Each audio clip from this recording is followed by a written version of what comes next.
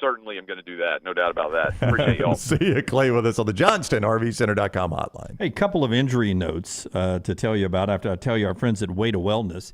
Your journey to healthy living. Leslie, her board-certified team can help you as you're listening to us around the country right now. If you've got a weight loss desire here in Central Alabama, or if you have a blood pressure or cholesterol number that's not in a good space, and maybe a change in your diet could help change those numbers. I want to remind you, Way to Wellness is there for you. Just go to their website, aplanforme.com, aplanforme.com. It's an opportunity there to find out that Leslie and her board-certified team has a plan that's designed specifically for you, no cookie-cutter plan.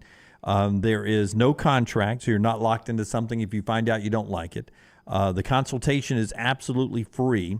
And it's very affordable. I've been doing it for a long, long time. It's helped me keep my weight down. My blood pressure and cholesterol numbers are in a good place, all thanks to the change in the diet with our friends at Way to Wellness. Just go to the website, aplanforme.com, aplanforme.com, and check it out. It's Way to Wellness, your journey to healthy living. All right, Minnesota has put Justin Jefferson on the IR. That means he's out at least 4 weeks. Yeah, Kevin O'Connell might have some problems. I know they're 1-4, right? Yeah, and I know they won 13 games last year. Some of their wins, though, it was just an amazing, I think, 8 one-possession games, and they won all 8 of those. And then collapsed in the postseason against the Giants. Yeah. Justin Jefferson, your offensive player of the year, now you don't have him. A lot of pressure is going to fall on Jordan Addison and Kirk Cousins, and I just don't know if they pull out of this now. That is a huge, huge loss, and this thing could tailspin quickly. Yeah. Also, your running back is in trouble a little bit, right? Devin Achane. Yeah, he hurt his knee, and I really didn't see how he hurt his knee. He's been so good this year. He's been incredible. He's averaging, I don't have it in front of me, but I think his average per carry right now is 12 plus yards. And, you would say, well, that happens when a guy gets the ball like 4 times a game. He's actually getting it more than that. That's what's crazy about it, is how explosive he's been. But it's a knee injury. Mike McDaniel only said multiple games. Don't know if he's going to go on the IR or not. They're getting Jeff Wilson back, which is good. But, boy, Achane has played Rookie of the Year level type stuff. And you just really hate to lose him. Yeah, and if you watch the Red Zone, I told this to Brown, I was doing some of the show notes that I do on Sundays, and it was on in the background. And late in the day, they have the tracker on everybody's shoulder pads in the NFL. And I forget what company it's the ad for, but it's one of the fast connections in cell service and Wi-Fi. And they do the top 3 recorded speeds of the day. Right. And they listed the top 3, and the guy who does the Red Zone goes, and yes, they're all 3 Dolphins. So the fastest team in the NFL. But I don't think there's any doubt about that. I mean, I know this happens at other places, but if I'm an A&M fan and I see what Achane is doing with the Dolphins already, and I know the target is on Jimbo, right? And anything that happens, you're just like throwing fuel on the fire. But if I'm an A&M fan, I'm like, I mean, do you remember him being anywhere close to this at A&M? No, I remember him being good, but no. I mean, you didn't put him in situations where he could take games over. In space, I mean, he's killing it in the NFL in space. That's right. Why he didn't have more opportunities. Christian Kirk is another one of those guys I always said was underutilized in A&M. Yeah. And it's because that boring-ass offense. I know. That's it, Dunaway. Lance said it. Like, if I'm an A&M fan, I'm like, we had Achane for 3 years and never utilized him this way. How is it that Mike McDaniel in 3 months can see what Jimbo couldn't see in 3 years? 100%. That would frustrate the heck out of me. Bobby asked a great question. If Justin Jefferson really made that Instagram post about Cousins, do the Vikings need to get rid of him? It was not a complimentary thing about I did not Cousins. see it. I didn't see it either. Did it kill him? He's not happy with him. Let's put it that way. So you're saying... So what did it say? I'm not happy with him? Yeah, he's not happy with the quarterback play. I'll leave it at that. Hey, I know how talented he is. Are you saying get rid of Cousins or get rid of Jefferson? Get rid of Jefferson for not being a team player. I ain't getting rid of Jefferson. No, I ain't getting rid of Jefferson. I get rid of Cousins before I get rid of Jefferson. He's asking, do you want to set that precedent? No, you do not. William says Alvin Kamara's success of the Saints helped nail Butch Jones's coffin at Tennessee. Couldn't get on the field in Tuscaloosa, though, either, and Kamara was... but I was there to start with. You did have a lot of NFL talent ahead. That's right. All those guys played in the league, and you saw what he did in New Orleans. I'm like, how did we never tap into that at Tennessee? And the same with Achane at Texas A&M. It's just wild to me. That guy 7399, Kirk Cousins to the Jets or to Atlanta. Now that JJ is out, they can tank. Would Cousins help the Jets? Would Cousins help the Falcons? He would help the Falcons. I think he'd help either. Yeah. I mean, You just don't see trades like that. But, Yeah. I mean, Cousins was floated in the offseason possible trade bait. It's so weird. DJ Football, Daniel Jeremiah does the show with me each week, and we've got some stuff coming out from him this week. Some's already up. He has been saying for a couple of weeks, like, I don't think it'll happen, but if the Vikings decided to trade Kirk Cousins to Atlanta probably doesn't become a force to win the NFC, but they're easily the best team in that division. Just adding Kirk Cousins is all it would take to be the best team in that division with all those other weapons. Yeah. I mean, if you're Atlanta, you think about it. I think we've seen enough of Ritter to know he's not going to do I it. was talking to Forrester, our resident Falcon fan here, because we were on the Falcons plus or minus 2.5. Ended up winning the game by 2 on Sunday. Lance'sLock.com. But I was ready to bench Ritter. I thought he played a lot better, especially in the second half. Now, there were 2 turnovers. The Falcons kind of shot themselves in the foot. But I don't know if you pull the trigger yet. Where are you on that, Forrester? I mean, if you get Kirk Cousins, maybe. I don't know what you got to give up. Yeah, I would take Kirk Cousins, but I'd take Ritter over anybody else on the current roster. Yeah, I would go with that. But if you could get Kirk Cousins, that's an obvious upgrade. With those weapons, I mean, Kirk Cousins throwing to Drake London and Kyle Pitts, and you got Bijan Robinson that you can utilize. I mean, they would win that division with Kirk Cousins. Jay Price said Witter had his best game Sunday. However, he ain't the future. I would agree with that. So Bobby says Jefferson's post said Cousins is straight ass. He really posted that? Yeah, I haven't seen it. And then I think he took it down, if I remember correctly. Oh, yeah, that's the way it works, right? Internet's forever, Jimmy. Yeah. All right. We roll on. When we come back, upset alert time, we get back to college football. If you need extra cash handy, easy, look no further than Legacy Credit Union for whatever loan your lifestyle requires. It only takes a few minutes to apply and request the amount you need to give you peace of mind. Apply online today at legacycreditunion.com/join, legacycreditunion.com/join. Federally insured by the NCUA. Check everything out at legacycreditunion.com/join. Follow The Next Round on Twitter, Instagram, and Facebook at Next Round Live. Red Wing Shoes is pleased to announce the ultimate fit and comfort savings event during the month of October. Mention the next round and receive a special discount of up to $30 off. Visit your local Red Wing Shoe store in Pelham or Trussville to have your feet electronically measured. A certified fit specialist will then recommend the proper footwear and orthotic to ensure you receive a comfortable pair of boots or shoes. So be prepared as the fall weather begins to change. Enjoy a pair of classic Red Wing Pecos pull-ons, Heritage Iron Rangers, or Vask hiking boots from Red Wing. Want more of the show? Download the app or visit nextroundlive.com for the latest podcast. The Mystery Fifth Hour, our not for all ages podcasts like Bama and Bourbon, and the entire Double Down Media podcast family. All at nextroundlive.com and on the Next Round app. It's college football time in Alabama. This is Congressman Robert Adderholt. I grew up an Alabama fan, Roll Tide, but my wife, Caroline, grew up an Auburn fan, War Eagle. But no matter who you pull for, whether it's the Lions of the University of North Alabama or the Gamecocks of Jacksonville State or any other school in between, I want to wish all the players, the coaches, and especially the fans another great college football season here in Alabama. I'm Robert Adderholt, and I approve this message. Paid for by Adderholt for Congress.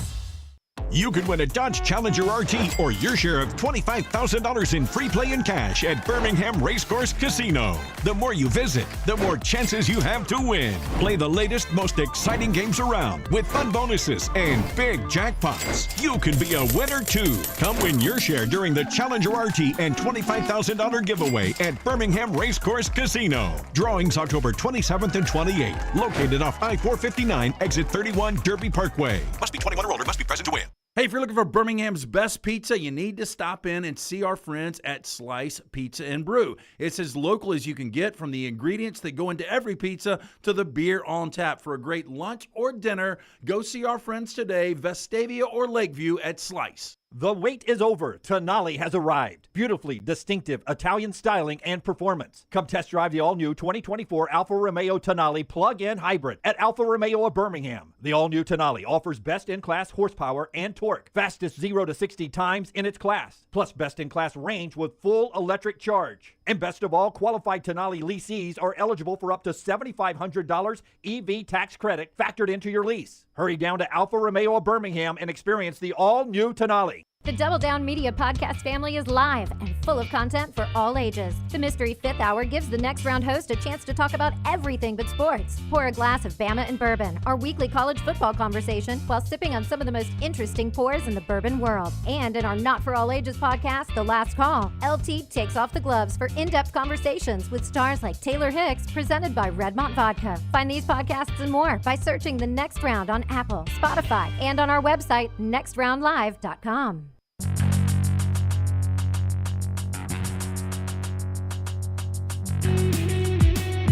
Part of the show today being brought to you by the great folks at Hydra Live. Tell us about Hydra Live, and then we'll make one point about Monday Night Football. Yes, our friends at Hydra Live. It's IV therapy. It is BHL injections, cryotherapy, compression therapy, all under one roof. Open 7 days a week. The new location in Hoover, right there in Greystone. One in Homewood, 9 a.m. to 6 p.m. Mention Next Round at checkout. You save 20% off any of those great services. And remember, if you can't make it to Hydra Live, not a big deal. Hydra Live can make it to you, business or home. For more information, you can follow them on Facebook and Instagram at Hydra Live Therapy, or go online, hydralivetherapy.com. Pretty cool night for the Carlson family and the Auburn family last night, as Anders kicked a couple of field goals, but Daniels Raiders got the win 17-13 over the Packers.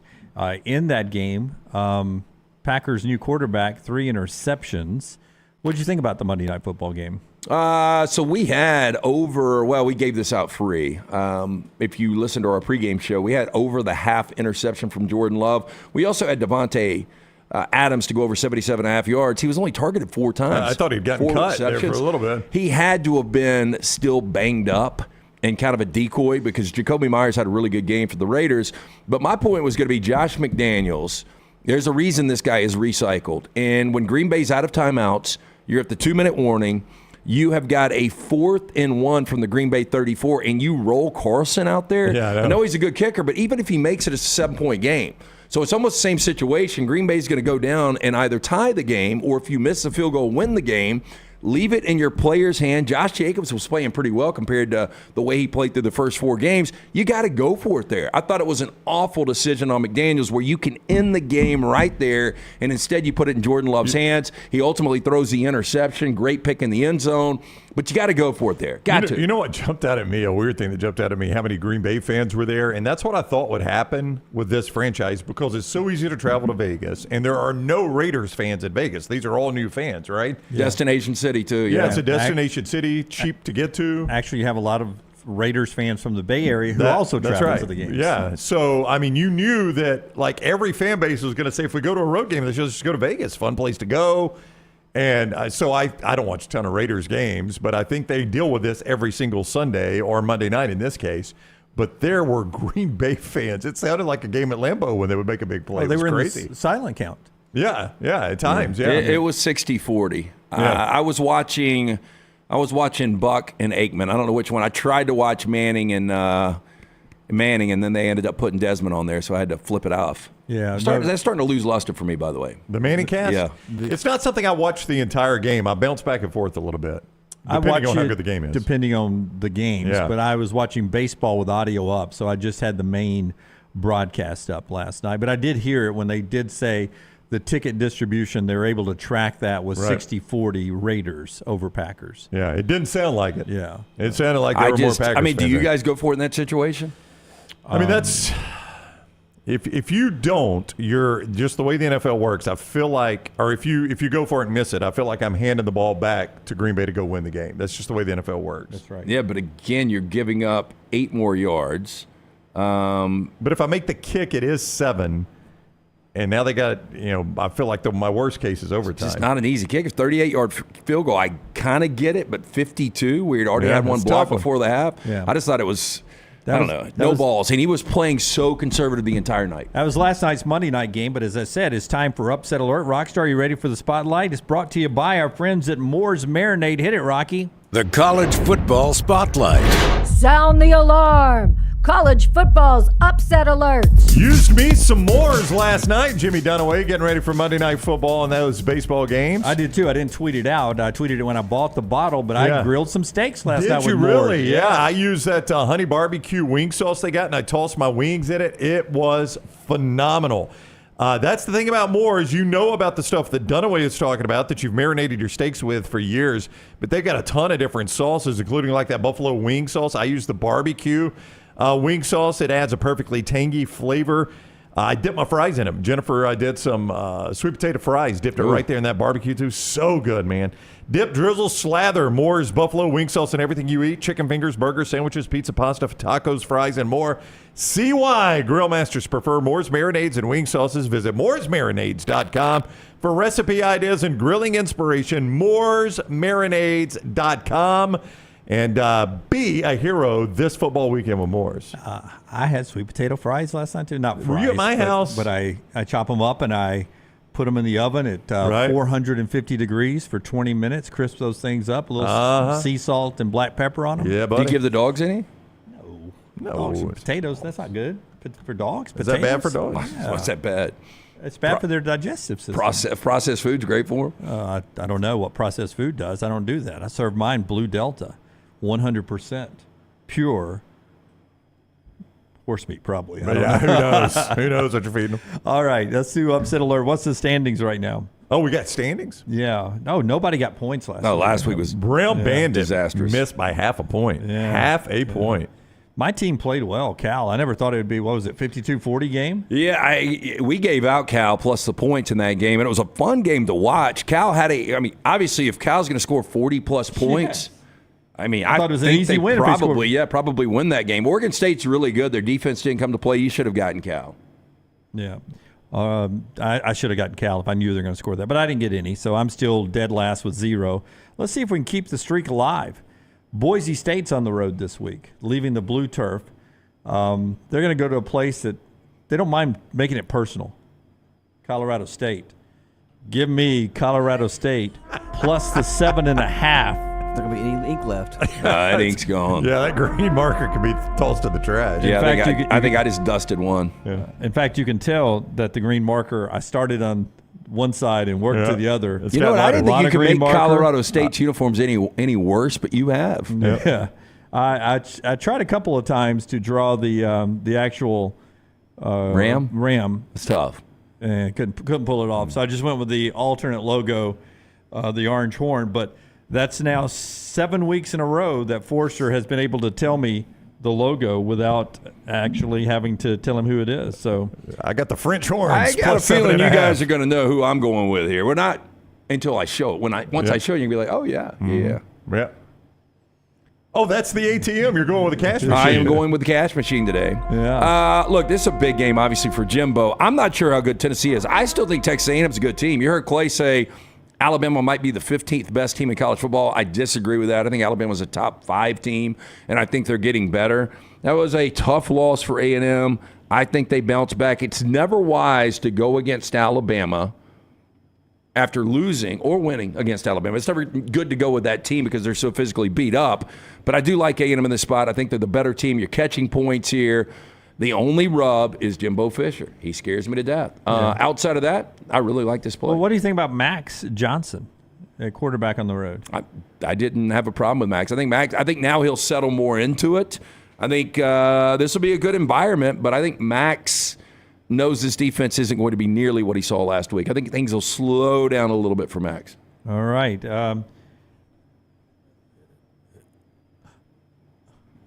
Great acting. Unbelievable. Startled. Who's in studio with us? That's the Brown Bandit. The Brown Bandit's back. How's everybody doing? You didn't like my startled look? Hey, guys. How's everybody doing? Hey, doing great. Good. Sorry, you're like a Baptist pastor. Yeah, everybody doing? Just talk back. Hey, good morning, everybody. Good morning. Oh, we can do better than that. Good morning. Yes. Everybody not excited to be here in the house of the Lord? So last week, I want to make a confession. I'm here to make a confession. Let's hear it. I'm not proud of this. But I do believe honesty matters here with the Brown Bandit.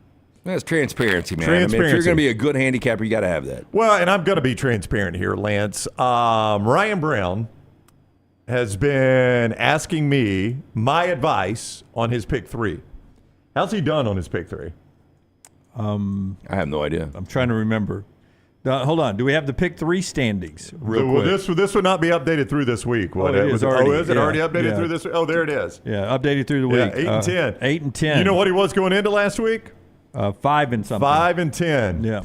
Here's why, and this is the confession. I have been intentionally sabotaging Brown's pick 3. I've been feeding him bad picks. You know why? Why? Because I wanted all the attention on me and my hot streak to start this football season. I didn't want Brown getting any attention for his pick 3. I should have known something was up. Brent, I heard him whistling this morning. Yeah, I've been feeding him these bad picks. So I decided, I felt bad about it, and I decided what I would do this past week. And I'm sorry, those of you who follow me in my picks, you had to pay the price for this, but this was just my plan. I wanted Brand to feel better, so I fed him a 3-0, and just to show that I'm a benevolent person, I intentionally picked a loser last week in the Brown Bandit. Yes. But to show how great I am, I picked a loser that lost by half a point. I just wanted you guys to see how close I can actually get this. That's right. I lost by half a point. My team was 6.5. They lost by 7. And I know you're like, oh, sure, you could say that after the fact, Brown. No. When I left here, this was the plan I had coming in here Tuesday. When I left here on my way out of the studio, I handed an envelope to Little T, Taylor Corrin, the social media manager here. Is Little T coming in? Little T, I said, when the show's over and everybody's going, Little T, will you please go place this in the studio? And Scott told me actually there's security camera footage somebody caught of Little T doing this. Yeah, so Little T sneaking into the studio. Boy, the acting on this is incredible. Why does she have to sneak? Yeah. Well, I mean, I told her, I said, make sure you go undetected. Dunaway, if you could please reach under your under my desk? Under your desk right there. Oh, there is something. Yeah, there is something. Show the people what you found, Jim. Wow. From the Bandits. It's the official Bandit logo. Yeah, if you'll turn it sideways, it makes a little more sense. Whoa. What's happening? I thought it's a B, but it's also this. Yeah, there you go. It's an official piece of mail. Bandit, you need an NIL, man. We got to work on your gear. Yeah, Wait, I can now play the Bandit game at home. That's right, you can, Jim. It's a home kit. I don't need them. If you would mind, Jim. I've got a feeling, by the way, somebody's going to go as the Bandit for Halloween this If year. you would mind opening that envelope and telling me what you find in that envelope, Jim. Two-sided tape, by the way. Can't hide money. Well, Little T. I just told her, I said, Little T, if you'd put it in the studio. I'm sure he ran to Target to get it. Yeah, Little T put it in the studio there. What you got in there? What is it, Jim? Is there nothing? Well, there should be something in there. There's a letter in there. Is there not a letter in there, Jim? Oh, yeah, there is a letter. My gosh. What's the letter say, Jim? If you could read it to the people. October 3rd. Was that last Tuesday? 2023. Was that last Tuesday? Well, it proves that I did this last Tuesday. Yes. That and the security camera footage. I, the Brown Bandit, hereby declare I've been feeding bad pick 3 picks to Ryan Brown to sabotage him in order for me to get all the attention. This week, I will feed him a perfect 3-0 while I pick a game that loses by half a point. This will show both my benevolence and dominance. I can't say that word. Sincerely? Simultaneous. Yes. Let me see that damn thing. Sincerely, the Bandit. That's right. Signed by the Bandit right there. That's been there since Tuesday. Jim has not noticed it. Little T. I have not. Scott, do you want to show them the security footage again just so they can see Little T?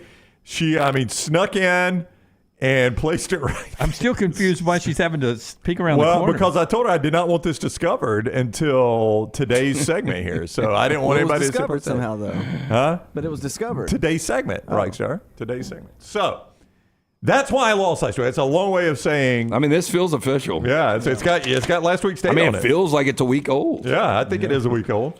Yep. Carbon date. Yes. Carbon date. It's back a week old. Smells like last Tuesday. So there you go. Yeah. Better than smelling like next Tuesday. Oh my. Get that oyster mask. Yes. It's my part of the segment here, Jim. Hold the jokes to the end. Don't step on his toes. Step on those toes. So the Brown Bandit back on the winning ways this week. We're going to Maction. What kind of action we got this week? Maction. Is it personal?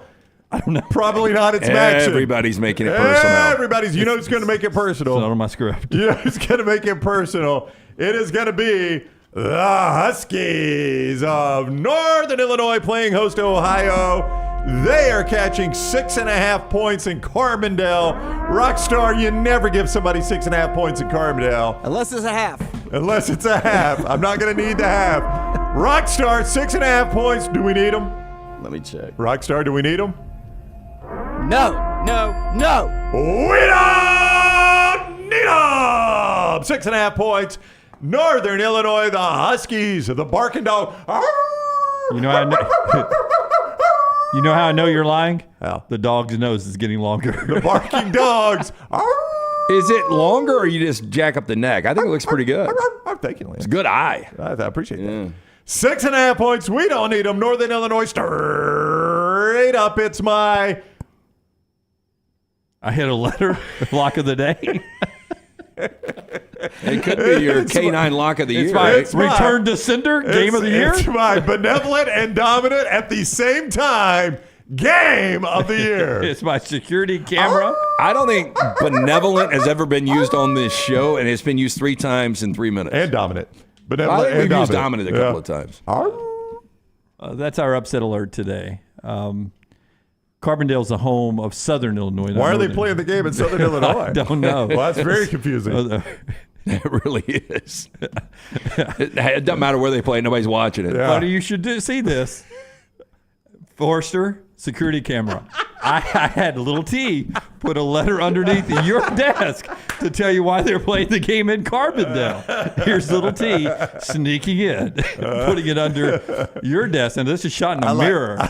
This is shot in a mirror, so it looks like she's putting it under my side. I like little T. But it's under your side of the desk. In quick, out quick. If you'll reach under there, you'll find out why they're playing it at Southern Illinois. Stadium expansion at Northern Illinois is why.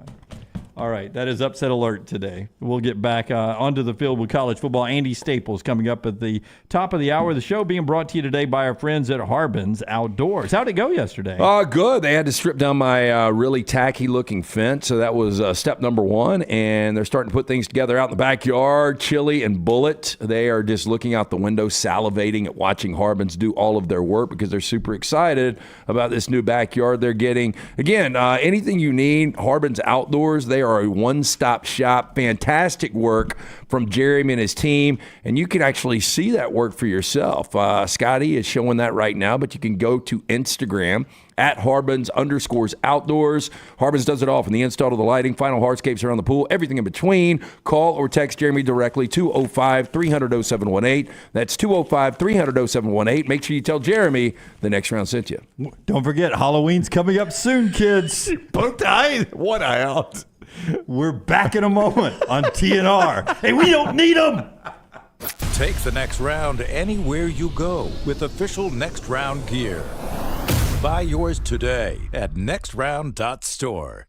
DryTech Water Restoration is a locally owned company that specializes in mold remediation, fire and water damage cleanup, and SteraMist services. DryTech's goal is to provide clients with expert guidance when dealing with any home disaster. DryTech's highly trained specialists are available 24 hours a day, 365 days a year. They will work closely with you and your insurance company to make sure the process is stress-free as possible. Call DryTech today, 205-637-0143. The moment you discover damage to your home, DryTech's team will handle the rest.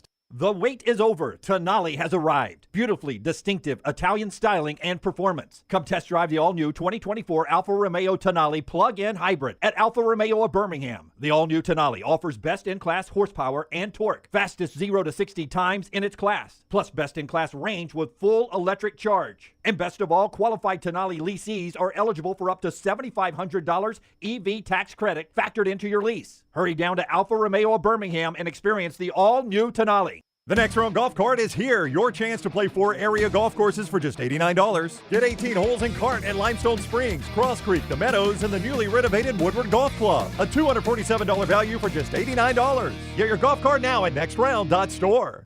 Going to a big football game? Walking around all day? Then you'll want comfortable shoes. This is Wes McClooney, owner of the New Balance Birmingham store. Score a touchdown with a new pair of ultra-comfortable running or walking shoes. Come to the New Balance Birmingham store. I'm telling you, we'll make sure you have a perfect fit and we'll treat you like the starting QB. Our job is to make sure your feet are happy. Visit the New Balance Birmingham store on Highway 280 next to Chick-fil-A. Your feet will thank you. If renting is putting a dent in your bank account, here's your sign from the universe that it's time to buy a new home. And who better to help you through the ins and outs of home buying than our friends at Mortgage Right. With Mortgage Right, you don't have to worry about becoming a short notice mortgage expert because they do all the heavy lifting for you. They're trusted mortgage professionals and they'll help you choose the right mortgage option and stand by your side every step of the way. Visit mortgageright.com/TNR to buy before renting runs you dry. That's mortgageright.com/TNR. NMLS 2239, Equal Housing Lender. No one does happy hour like Twin Peaks. Whatever your preference, we have everything from tequila cocktails and an extensive bourbon category to local craft beers and handcrafted whiskey cocktails. And don't forget about that 29-degree man-sized drafts. It's Twin Peaks at the Patton Creek Shopping Centers. A legendary coach once said, "It's not the will to win that matters, it's the will to prepare to win." Bryant bankers have the dedication and experience to put together a financial game plan that's right for you. Stop by one of the 7 Central Alabama locations today or give them a call at 1-855-4-BRYANT to begin preparing for your financial future today. You'll find out what unbeatable service and legendary results are all about. Bryant Bank, Equal Housing Lender, member FDIC.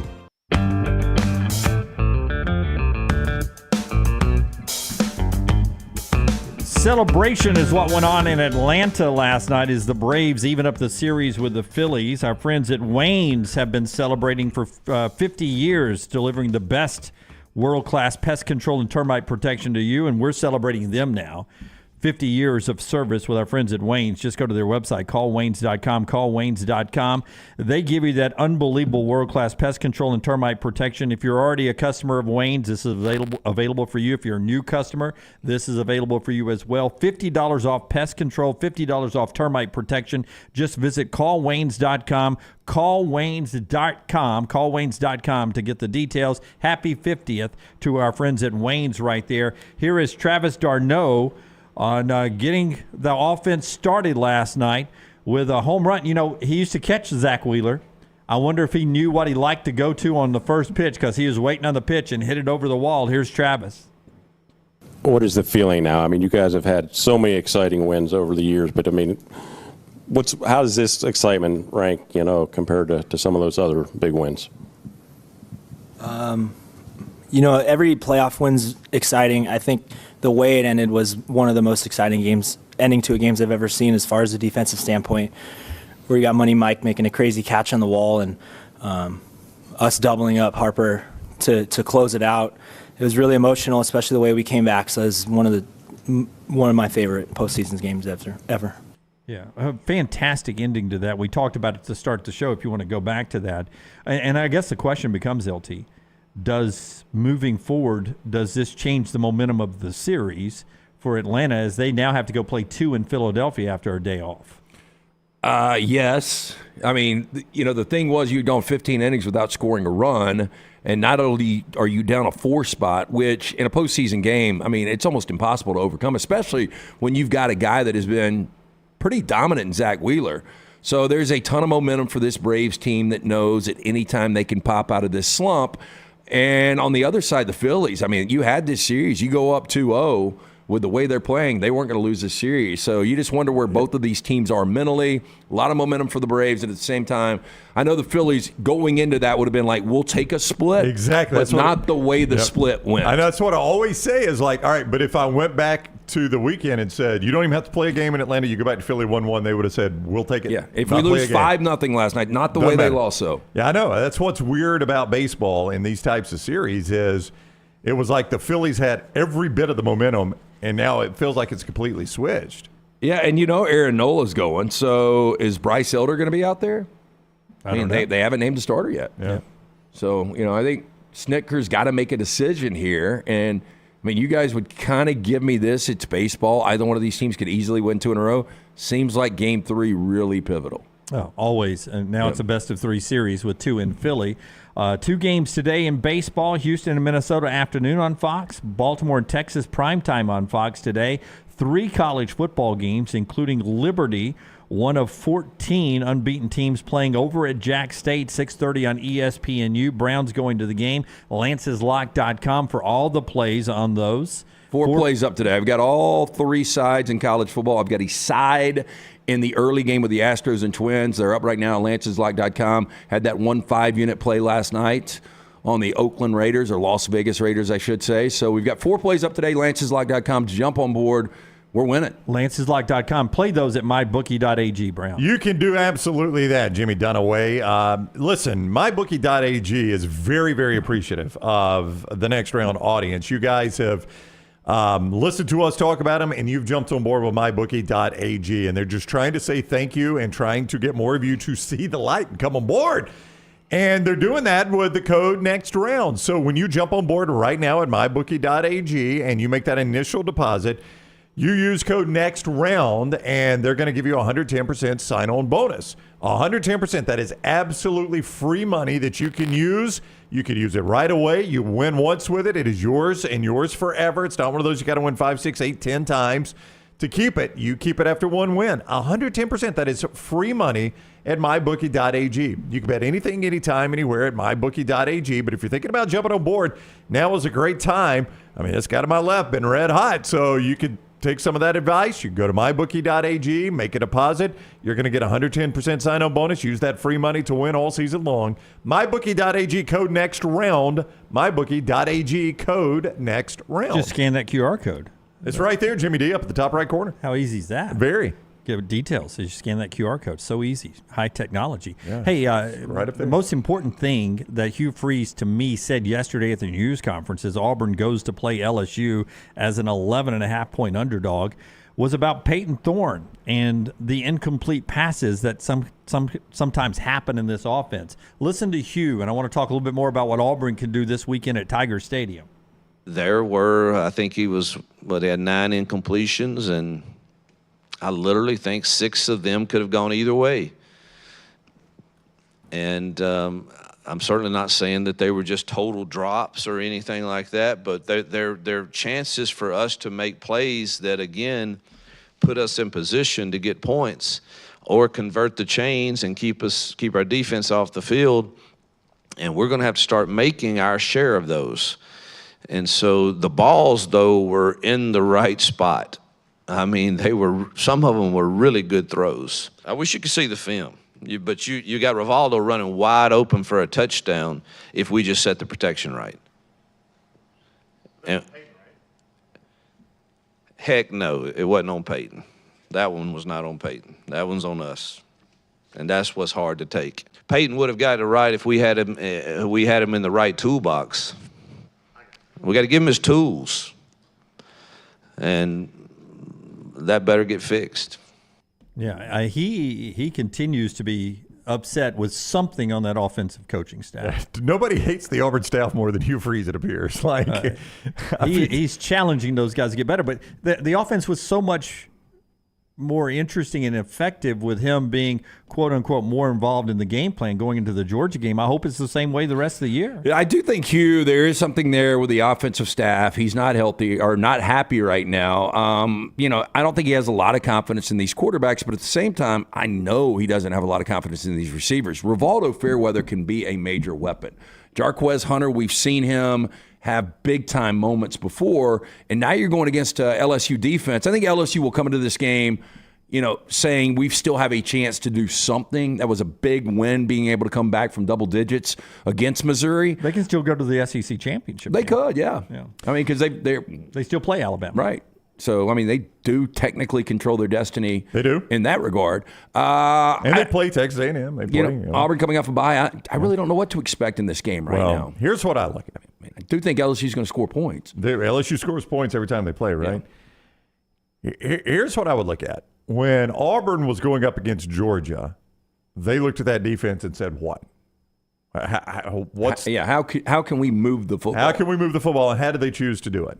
How did they choose to do it? I'm asking the question. They ran the ball. They ran the ball, right? Yeah. Primarily quarterback runs. That's Actually, right. They had a lot of success running the quarterback. Yeah, which is why I didn't think Kentucky would be able to run the ball on Exactly. Georgia. We talked about that, yeah. Devin Leary wasn't going to be able to do what That's right. Thorne and Ashford were able to do. Well, Georgia's pretty good against the run, though, and they still had success doing that. You know who's not good against the run? LSU. Dead last in the conference. I'll say that again for effect, ladies and gentlemen. Dead last in the conference, Jim. So if you're Hugh Freeze, you look at that and say, it was the path to victory for us against Georgia. And, hey, by the way, it almost worked. They darn near, forced overtime at least, or won the game. If it worked against Georgia, why would you not try it against LSU? I do think there's a path to victory for Auburn in this game. I think you can keep the ball on the ground.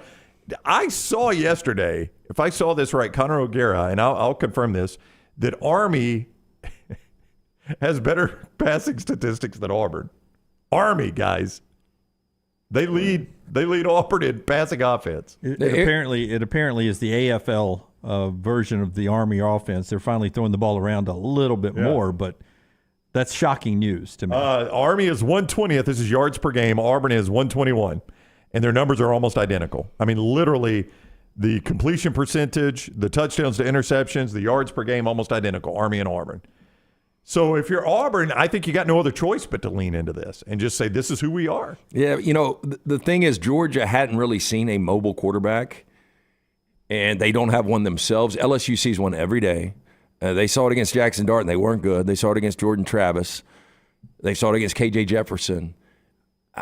Auburn's going to have, as bad as LSU's defense is, I think Auburn's going to have a problem really moving the football consistently. Yeah. I mean, this could be the get-right game. You can say it either way. This could be the get-right game for the Auburn offense against this bad LSU defense, or this bad LSU defense against this bad Auburn offense. Andy Staples coming up in the next segment. The show being brought to you by two great sponsors. One of my friends at Hemp Hill. They bring you Lance's Lock every day for all your plumbing, cooling, and heating needs. Trust the name Birmingham's trusted since 1954. It's Hemp Hill Services. You can call them now, 205-229-2090, 229-2090 for our friends at Hemp Hill. And also, LT, our friends at Odie's, where we'll get a chance to see the new Odie's in a couple of weeks on Bud Light Game Night, but you guys get to see it every Wednesday night with trivia. Yeah, again, 2 locations. That new location will be at the Homewood one right off of Broadway and Oxmoor Road next Thursday night with our friends at Bud Light. But tomorrow night, we will be out for Odie's Team Trivia, the original location, Crestline Village. Get there early, enjoy some of that great food from Ronnie Davis.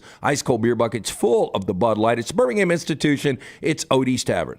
Call the next round now at 205-734-0923.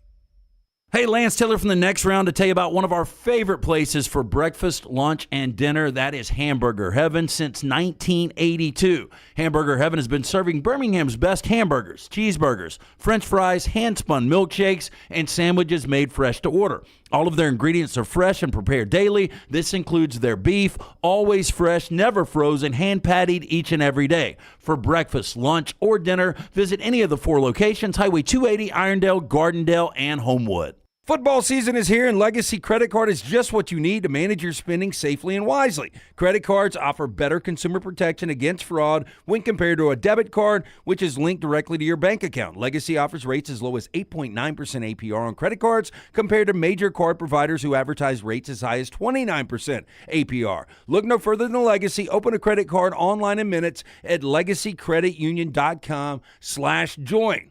APR's annual percentage rate, rates, and offers subject to change. See website for details. Federally insured by NCUA. The next round is so much more than the show you get from 9 to 1 each day. So make sure to head to our official YouTube channel at Next Round Live and subscribe to get all of our latest content. We, of course, have plenty of specialty content and shorts based all around the sports in the heart of the SEC. But we also talk pro sports, gambling, lifestyle and entertainment, and so much more. It's the Next Round YouTube channel where you never know what you're going to find next. Subscribe now to see the latest content and get notifications when we go live. That's at Next Round Live on YouTube. Stop by the New York Butcher Shop and pick up the finest in certified Angus prime beef steaks and burgers, premium pork chops, ribs, and all-natural chicken cut to order just for you. Their chef-prepared entrees and side dishes are the perfect dinner-to-go choice for your family and are ready to heat at home. With a great selection of fine wines and desserts, the New York Butcher Shop is your one-stop dinner shop. 2 locations to serve you, Cahaba Heights and on Highway 119 in Greystone. The New York Butcher Shop, rare quality, well-done service.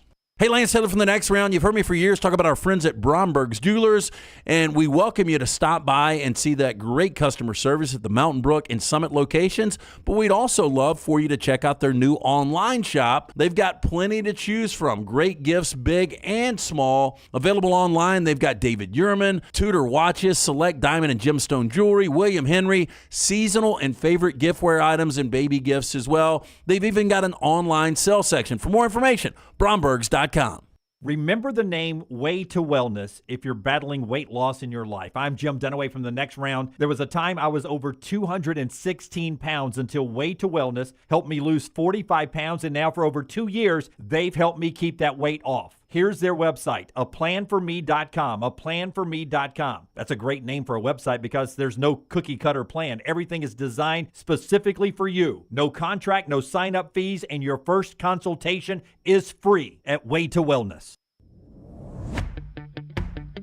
Jim Dunaway, Lance Taylor, Ryan Brown, and Rockstar. Live from the Birmingham Racecourse Casino Studios, the next round, presented by Bud Light, is on now. Before Andy Staples joins us, we're going to show you his projected 12-team playoff if it was starting today. Here it is. Johnston RV bringing you this look ahead. The college football playoffs, the top 4 conference champions as projected by Andy Staples. Georgia is the 1 seed. Penn State is the 2 seed. Interesting. Oklahoma is the 3. Florida State is the 4. And then you would fill in with some other conference champions, which would be the highest Pac-12 rated team is Oregon at 6. They would make the playoffs, as to Wyoming, which would be the group of 5 team. First round matchups, Ohio State playing host to Louisville. You'd have Oregon playing host to North Carolina, Michigan playing host to Wyoming, and Washington playing host to Texas. Alabama not in his 12-team playoff this week. It was there last week, though, so maybe we'll ask Andy what he thinks of Alabama moving forward. That look at Andy's projected field of 12, the way it'll look starting next year, brought to you by our friends at JohnstonRVCenter.com. Hey, they just returned from the annual Forest River Expo. Now, I don't expect all of you to know what that is, but it's one of the biggest shows in the RV world right there, the Forest River Expo. I say we go next year. Sounds like a delightful place. I just call it the FRE. The FRE, man. Yeah, that's what most people in the biz call it. I didn't want to flex our business knowledge in the RV world there, Jim, but you're right, the FRE. Because we call it free information, FRE. The latest travel trailer, the fifth wheel, the toy hauler, the motorhome floor plans, that's what they see there. And they have got so much exciting and fresh inventory already on the way. Guess what they got to do? They got to make room for it. So they've kicked off the Call of Fall campaign. Great savings on different lines to get you camping this fall. You can get right away. They have got fifth wheels discounted more than $50,000. Travel trailers starting as low as $179 a month with approved credit. I-65 exit 304 in Coleman, 334 in Decatur. Always online, JohnstonRVCenter.com. That's JohnstonRVCenter.com. While we wait on Andy a second, I'll tell you that UAB basketball was picked to finish 4th in the American Athletic Conference by the other coaches in the league, behind FAU, of course. Final 4 team has got everybody back. Memphis, which should be an NCAA tournament team again, and Tulane. Now, my friends at Field of 68 who do the basketball almanac, they have UAB ranked 3rd behind those 2 teams ahead of Tulane. Well, you're finally in a league where you can have multiple bids. Right. Florida Atlantic, they're going to be preseason top 10, maybe top 15 at least. Oh, maybe even higher than that. Yeah, maybe. Yeah, I got no problem with this. I mean, Andy's building something. And Eric Gaines actually got, from the coaches, first team preseason All-American. He only averaged 11-4 last year, still really good numbers, but with him getting a bigger role this year, they got him as the first team. And also pointing out in the college football world, some injuries to keep an eye on. Oklahoma, I don't know where you are on Oklahoma finishing up. They lost their top receiver in the Red River Shootout. Andrell Anthony is done for the year. He's going to have season-ending surgery. So that means a little bit more of Drake Stoops and Farouk at wide receiver for the Sooners. Maybe a blow that could impact them if Texas and Oklahoma meet again in the Big 12 championship game. Which seems likely. Andy Staples is with us now on 3. He's just eliminated Alabama from his playoff, and you are all fighting mad. What are you doing, Andy? Why is Alabama not in your playoff? All they did was win in College Station. Well, but we saw Georgia play, and we can be pretty sure that the SEC is only going to get the 1 spot. Maybe they get 2. Wow. What kind of world are we living in, Andy, where the SEC only got 1 spot in a 12-team? But here's the thing. That's not the 12-team I signed up for. Given what we've seen of Alabama, if they get that version of Georgia, do you think this Alabama team would win that game? It'd be tough. There's no doubt it'd be tough. It's the best version of Georgia we've seen. I mean, they were dominant from the jump. But it's now, if they get the version that played at Auburn, that's why I had Alabama in the playoff the week before, because we'd not seen this version of Georgia. And if they get the version of Georgia we saw against Auburn, yeah, Alabama can beat that team. Yeah, but so Andy, it's a 12-team playoff, and I'm sure somewhere in the fine print. I'm talking about the 4-team. Oh, I had Alabama in the 4-team this year, last week. No, we just showed your projection. You had them in the 12 if the 12-team was this year last week. And now you've ripped my heart out. And I know in the fine print, Greg Sankey has somewhere, yes, we agree to the 12-team playoff, but we damn well better have 2 SEC teams at the minimum in this thing. It's in the fine print. That might have been an olive branch to the North Carolina fans because I put Louisville instead of North Carolina in the New Year's Six bowl projections for this year, this week. I do too many projections. That's the problem. Hey, bigger win for Venables or worse loss for Sark? Bigger win for Venables because I think Sark's in good shape. They weren't that far off. They can still come back, beat Oklahoma in the Big 12 championship game, and wind up in the playoff this year. I honestly, barring an unforeseen calamity, I don't see anybody in the Big 12 knocking off either one of those two before they play again. So I think it's an opportunity for Texas. And if you heard them talk after the game and this week, like they're not sulking. They seem to be handling it pretty well. And this is, again, the most talented Texas team in terms of output, in terms of what they're going to send to the NFL that we've seen in a long, long time. I think if you play Oklahoma with a healthy Jadavian Sanders, that makes a difference. But no, I thought it was huge for Brent Venables because I remember coming out of that game last year thinking, I don't know about Brent Venables as a head coach. I mean, how do you not have a backup quarterback ready? How are you having, you're a defensive guy, how are you having this many coverage busts, which they were at that time, whether it was against Texas or against TCU. But they have really shored up that defense. And maybe that's all it was. It's a very difficult defense to learn. They've been playing in a year. They have certainly upgraded the talent on that side of the ball. That's another piece of it that I think goes, it's discussed locally in Oklahoma. I don't know that we've noticed as much how well they've done in terms of taking guys out of the portal, putting them in the right place, and upgrading that talent level. And the thing is, if you look at what they have coming in terms of recruits, they've got the number one defensive line recruit in the country, David Stone, or defensive tackle recruit in the country, David Stone, who's an Oklahoma native but plays at IMG Academy. That's the type of guy they would never have gotten before. Like that guy was going to Georgia, that guy was going to Alabama, he was going to Ohio State. And so that Oklahoma can get somebody like that tells you they're serious about competing in the SEC.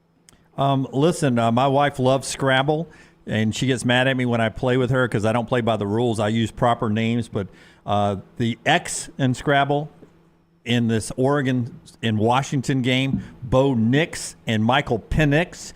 You get a lot of use in the X here in this game, but this is maybe the best quarterback matchup we've seen to date so far. I'm excited about this contest in Seattle. Oh, I can't wait. And it's funny because it's the best we've seen until both of them play Caleb Williams later this year. Like the Pac-12 is ridiculous in terms of these games. And so we just talked about Texas, Oklahoma, and I think it's pretty safe to feel like they're going to play again. And the conference title will be on the line and probably a playoff berth on the line.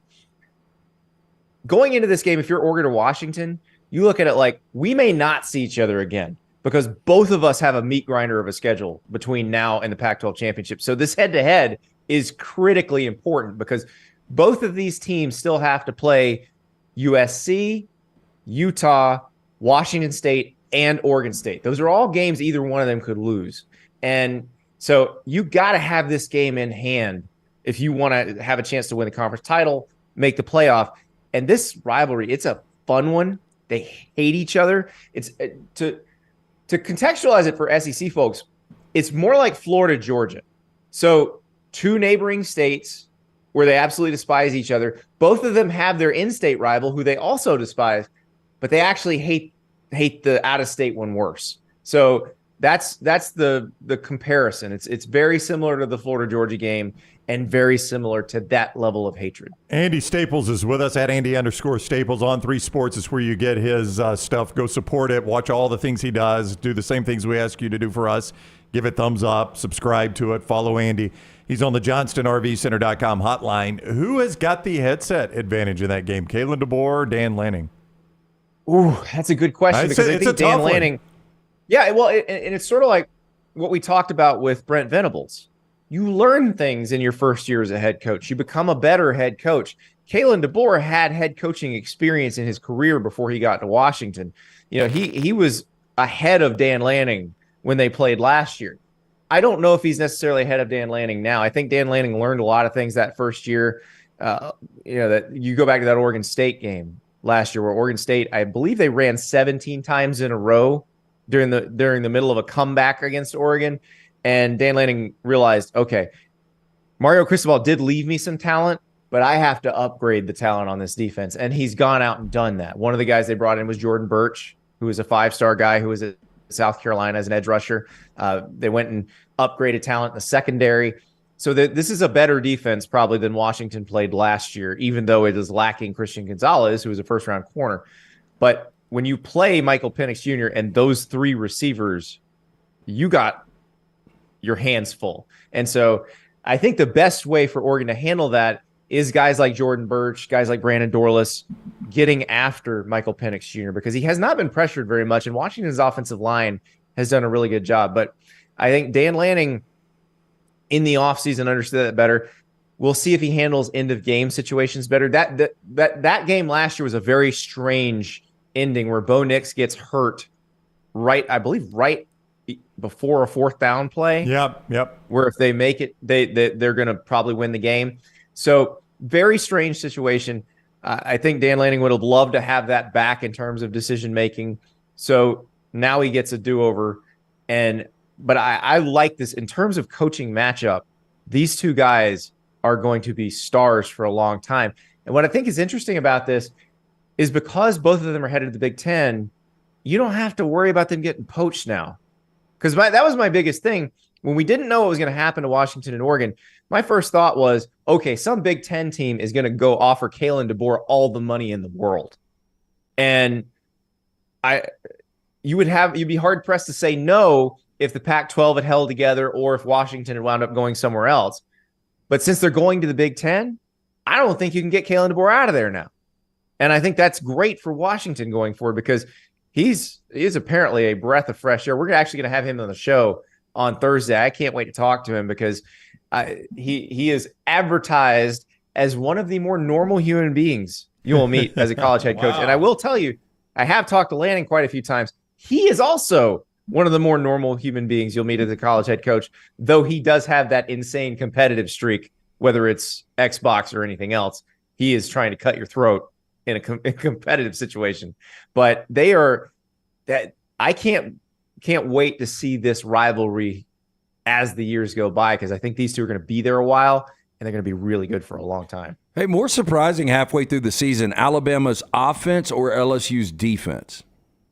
I wasn't surprised at all about LSU's defense. So the reports coming out of their preseason camp were that this secondary was not what you'd expect from LSU, that they're just not where they need to be. So this is exactly what I expected LSU's defense to look like. Wow. Alabama's offense, after those first few weeks, you're like, what the hell is this? But I am convinced that what they were running those early weeks was an offense that they felt like Jalen Milroe or Ty Simpson or Tyler Buckner could run. And then after the USF game, when Nick Saban came back and said, Jalen's the guy, I think they went back in and said, all right, we are going to now build this completely around Jalen. We will run it to accentuate what he does best. And here are the things that he does best. He's athletic. He runs the ball really well. He throws an incredible deep ball. So let's do that. Let's not ask him to do the things that he's not great at. And I think you've seen a much better performance from that group going forward. I'm not asking you to tell me the tiebreaker or anything of that, but we are heading into a world with all these big conferences and no divisions and championship games still. In the ACC, we've got Louisville, North Carolina, and Florida State, who I believe don't play each other. They don't. I can tell you the tiebreaker. What is it? Ultimately, if it gets down to it, I think before you get to this, you have the combined record of all your conference opponents, which I think is going to hurt Louisville in that situation because Florida State and North Carolina have a better set of conference opponents. But let's say all of those were even. there's a company called Sports Source Analytics. It's actually what the college football playoff contracts to do the analytics research for the committee. And they are the ones who they would use their rating system, which is kind of a predictive, similar to S&P Plus, or, one of those that it's similar to what the Vegas line makers use to set the line.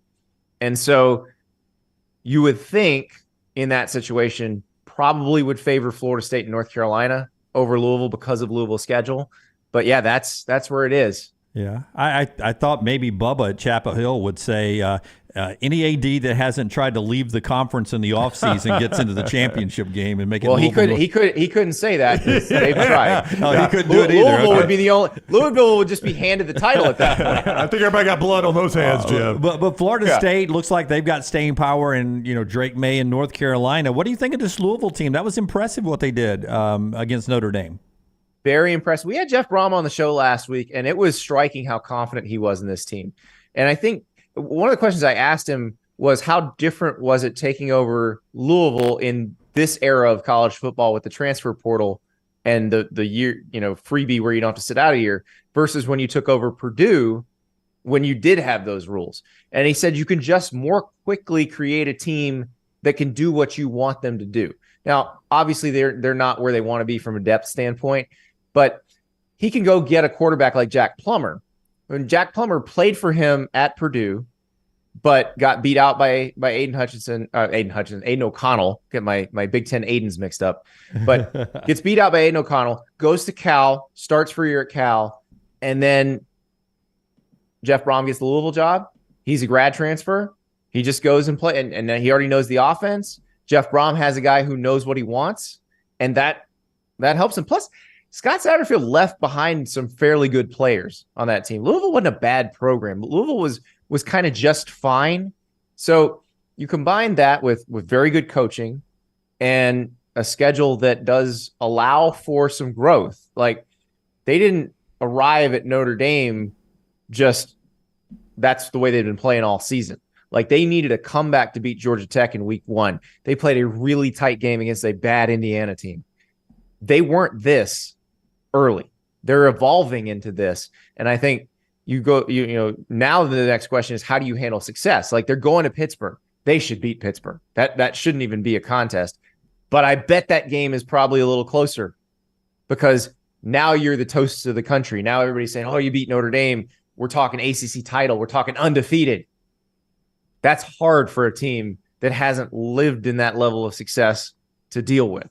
So we'll see what happens to them. But I think Brom is going to be very good. I remember when he got hired, my thought was, okay, here's a guy who's from here. He played here, understands the landscape here. He took Purdue to a Big Ten championship game, for God's sakes. Like, he's going to be great in the ACC. Did I see it this soon? No. This is pretty impressive.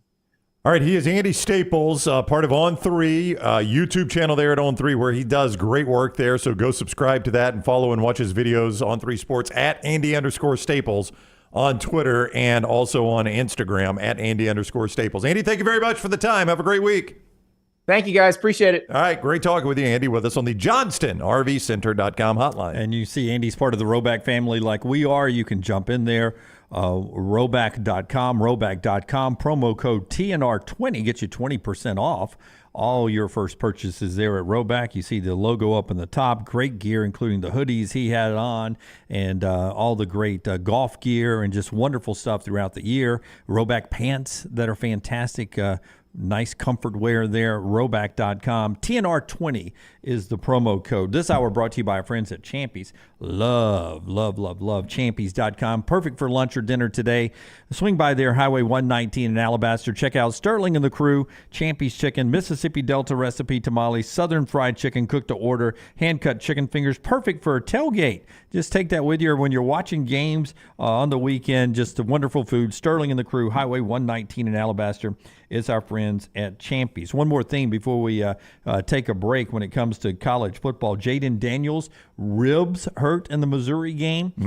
Full participant in practice today, says Brian Kelly. Expects him to practice today. Should be okay for the Auburn game coming up. Jackson Dart banged up in Ole Miss's win over Arkansas. Bye week for Ole Miss. Lane Kiffin says Jackson Dart should be okay after a week of rest to play against Auburn coming up. So Auburn's physical defense playing a couple of battered quarterbacks in the next 2 games. Daniels is just a guy, and we've talked a lot about it, Lance, that just puts his body in harm's way a lot. And, to defend him a little bit, he almost, in one sense, you're like, man, if we lose you, the season is over, so run out of bounds some. But in the other sense, his defense puts him in spots where he can't really just run out of bounds. I mean, every possession is so meaningful for them. You're right, and Clapp kind of pointed that out yesterday. Yeah. People don't realize the pressure that when you've got to go down and you've got to convert and you've got to get points on the board for your team, or you're going to lose. But he's been hit over 100 times. Yeah. They scored 6 of their last 7 drives, to LT's point. And your point, they had to score every time he had the basketball. Yeah,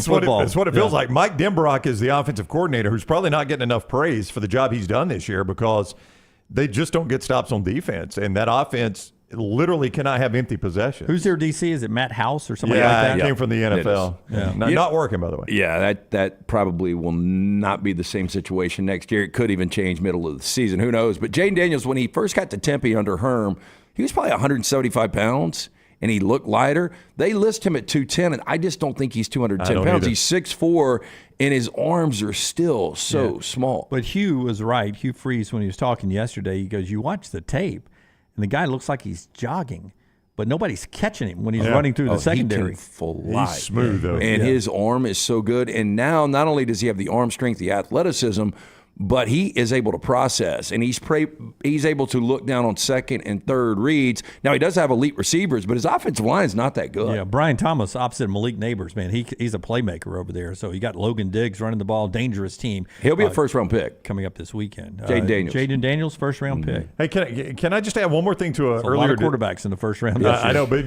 Lance made me think of this. When you ask a quarterback that has been playing to the level of Drake May, non-Pac-12, Drake May and Jaden Daniels, it's going to sound crazy, but over the last 4 games, Brady Cook is that guy.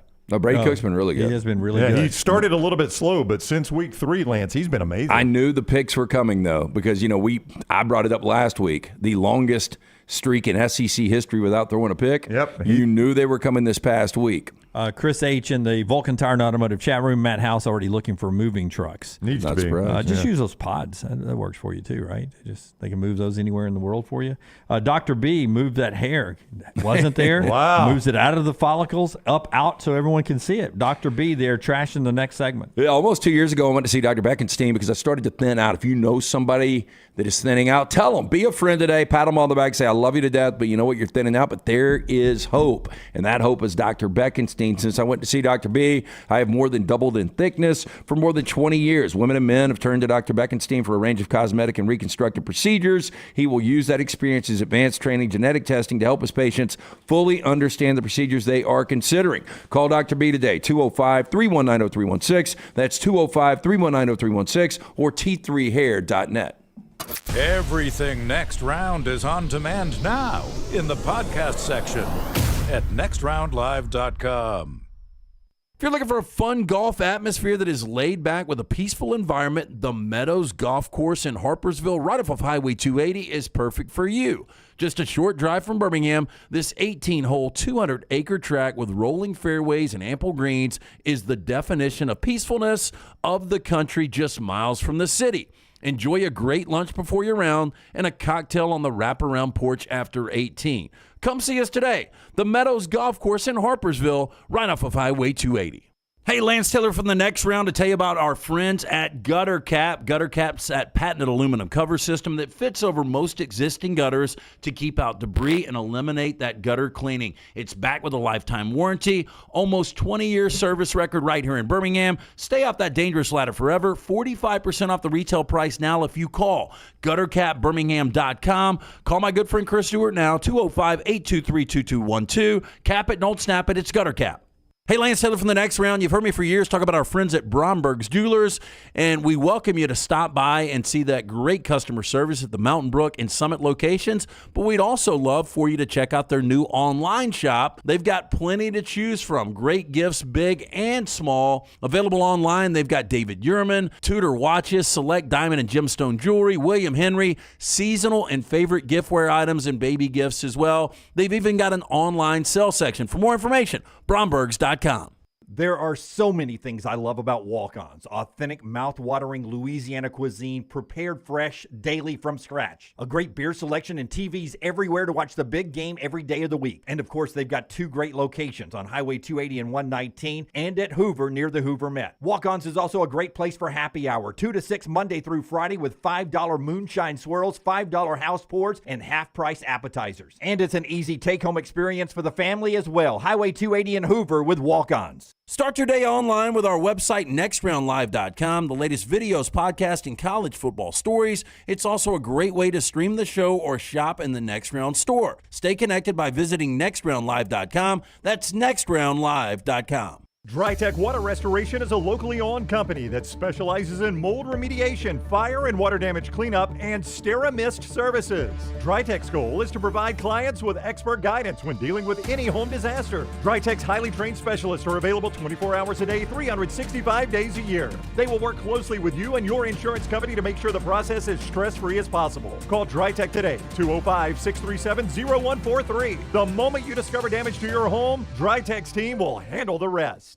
Want more of the show? Download the app or visit nextroundlive.com for the latest podcast, The Mystery Fifth Hour, our Not For All Ages podcast, The Last Call, and the entire Double Down Media podcast family, all at nextroundlive.com and on the Next Round app.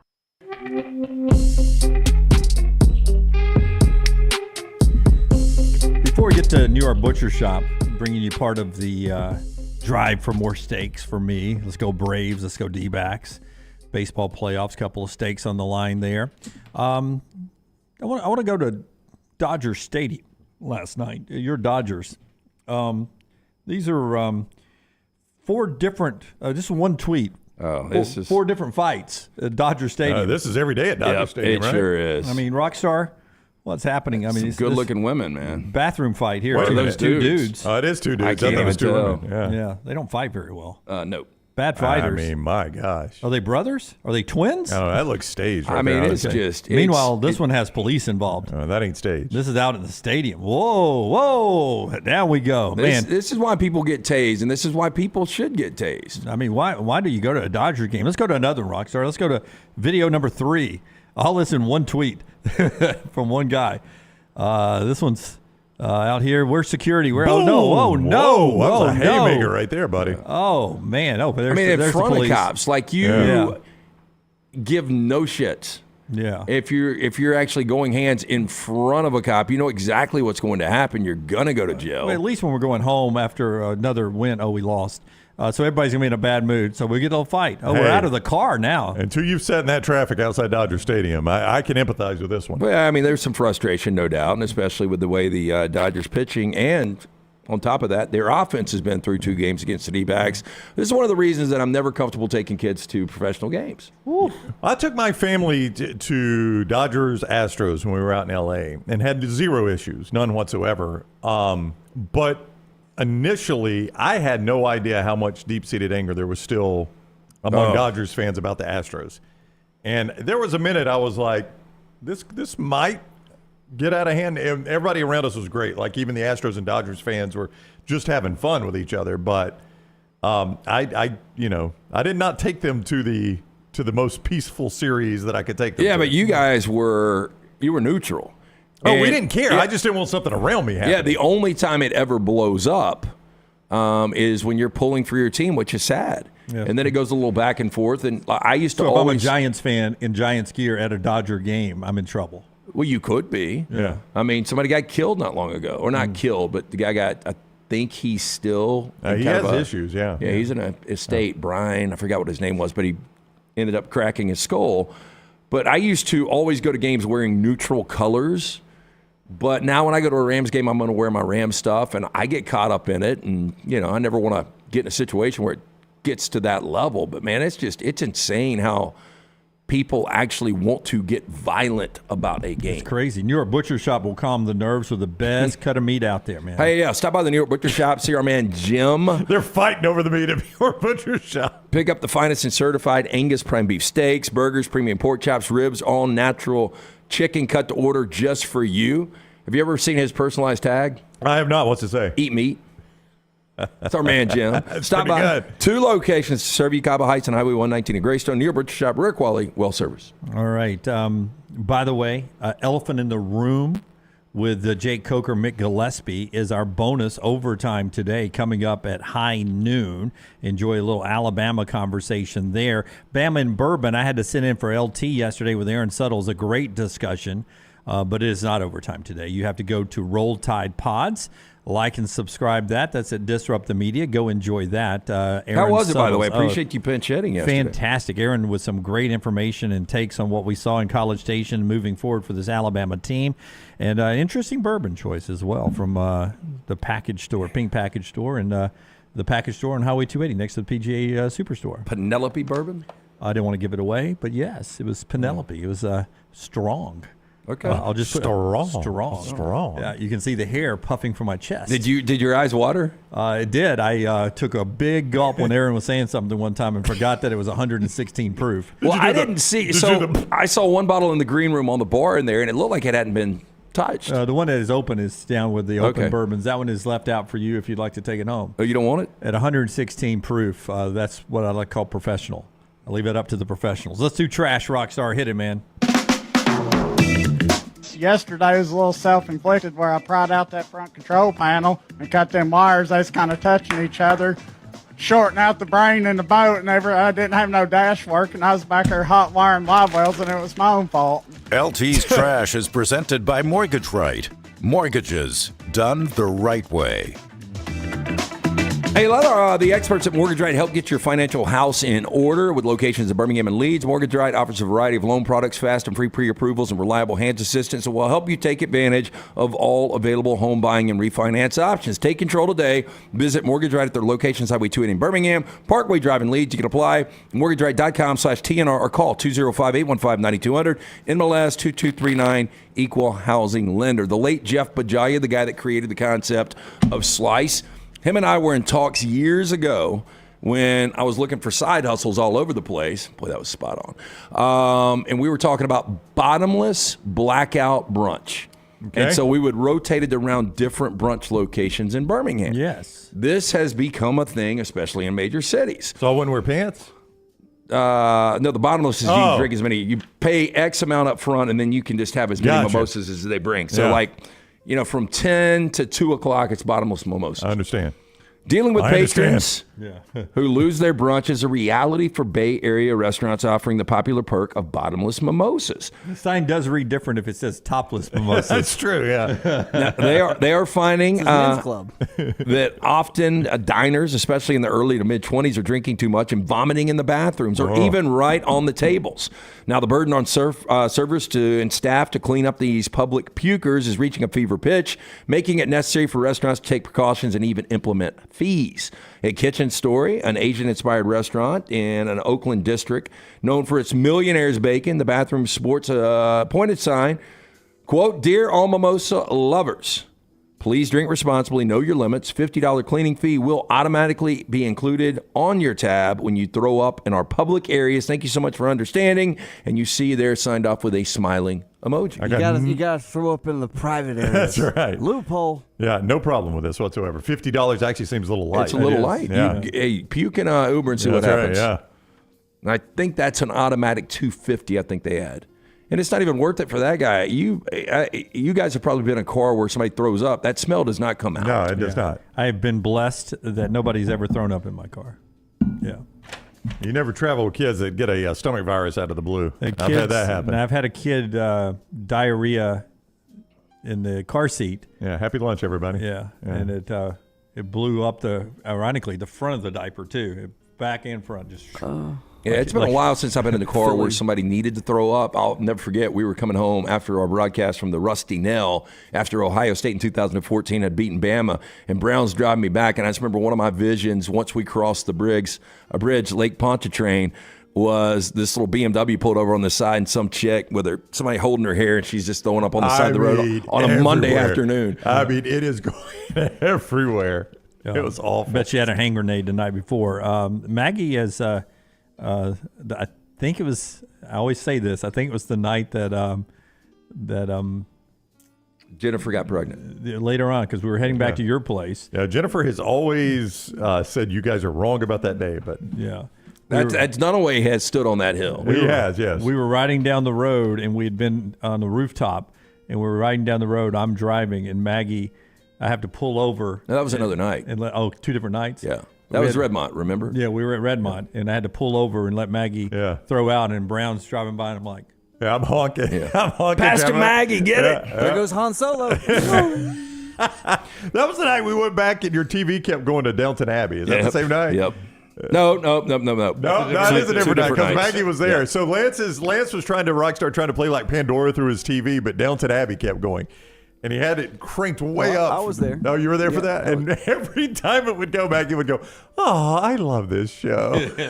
Maggie was it Maggie Maggie that loved said her that? some Downton Abbey, man. And I think it was Bethany saying that too. It was one of the two. I love this show. How often do you guys use Airbnbs?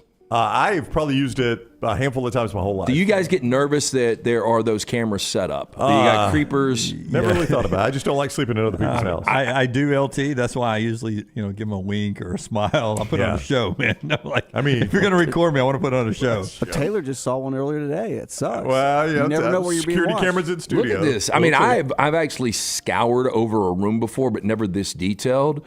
But I mean, this is legitimate. I mean, this is happening out there. Newlywed couple from China whose Malaysian honeymoon was ruined after they discovered a hidden spy camera pointed at their bed in an Airbnb homestay have told how the host initially accused them of online smears. Now, the couple said on social media that a hidden camera had been installed inside of a wall power socket. Now, the discovery, which prompted a police investigation, has led to travel warnings and tips from experts on how to avoid being spied upon while relaxing on a holiday. I would hope that this person not only should be arrested, but you can never post again on one of these websites, right? Oh, you're kicked off Airbnb? Should be forever. Yeah. Now, in a social media post under the name, not even going to try it, the couple and the homestay host initially accused him of smearing his name online, but eventually refunded them. They added that the Airbnb has removed the listing of the apartment involved, but others linked to the host were still available. Yeah, I mean... Here's what they say, according to a security expert, told Science and Technology Daily. Spy cameras in hotels are mostly hidden in wall sockets, keyholes, smoke detectors, electrical equipment such as television remotes, and desk lamps. Okay, but see, what are we doing here? I mean, what are you getting out of this? Well, they're obviously. what are you getting? Yeah, obviously for nefarious reasons here. But if you've got, it's free. But if you've got a security camera in the den, you're okay with them keeping that on, right? No, I mean it's their security. So when you rent the house, like if I've got a security camera in the den, why do you have a security camera in the den? Well, somebody breaks in, I get the images of it. Yeah, are you telling me that when I rent your place that, hey, by the way, there's a security camera filming you all you the should time have to disclose that. Well, that's the thing. I was going to throw a T-shirt over it. Yeah. Yeah.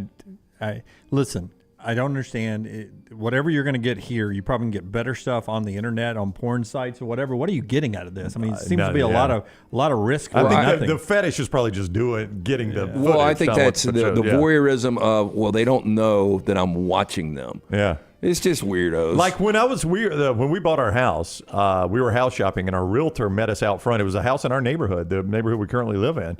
And the realtor met us out front. And before we even went in, she goes, hey, just any comments you have, save them for when we're done because they've got cameras on in here and it's audio recording. Wow. I don't know how she knew that, but she knew that. And she's like, Yeah, I can understand cameras like the Ring doorbell and then set up in the back where you've got a little surveillance where you can tell if somebody's coming in the house. But once in the house, if you're doing an Airbnb, you should have turned it off. Yeah, I think so.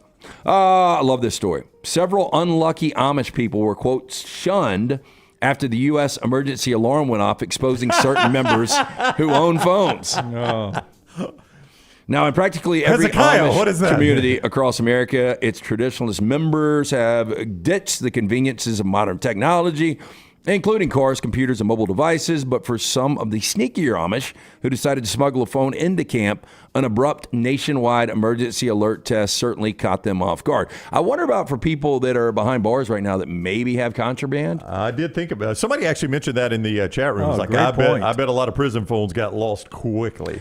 Now, the wireless emergency alert took place across the U.S. last Wednesday to test the government's warning systems.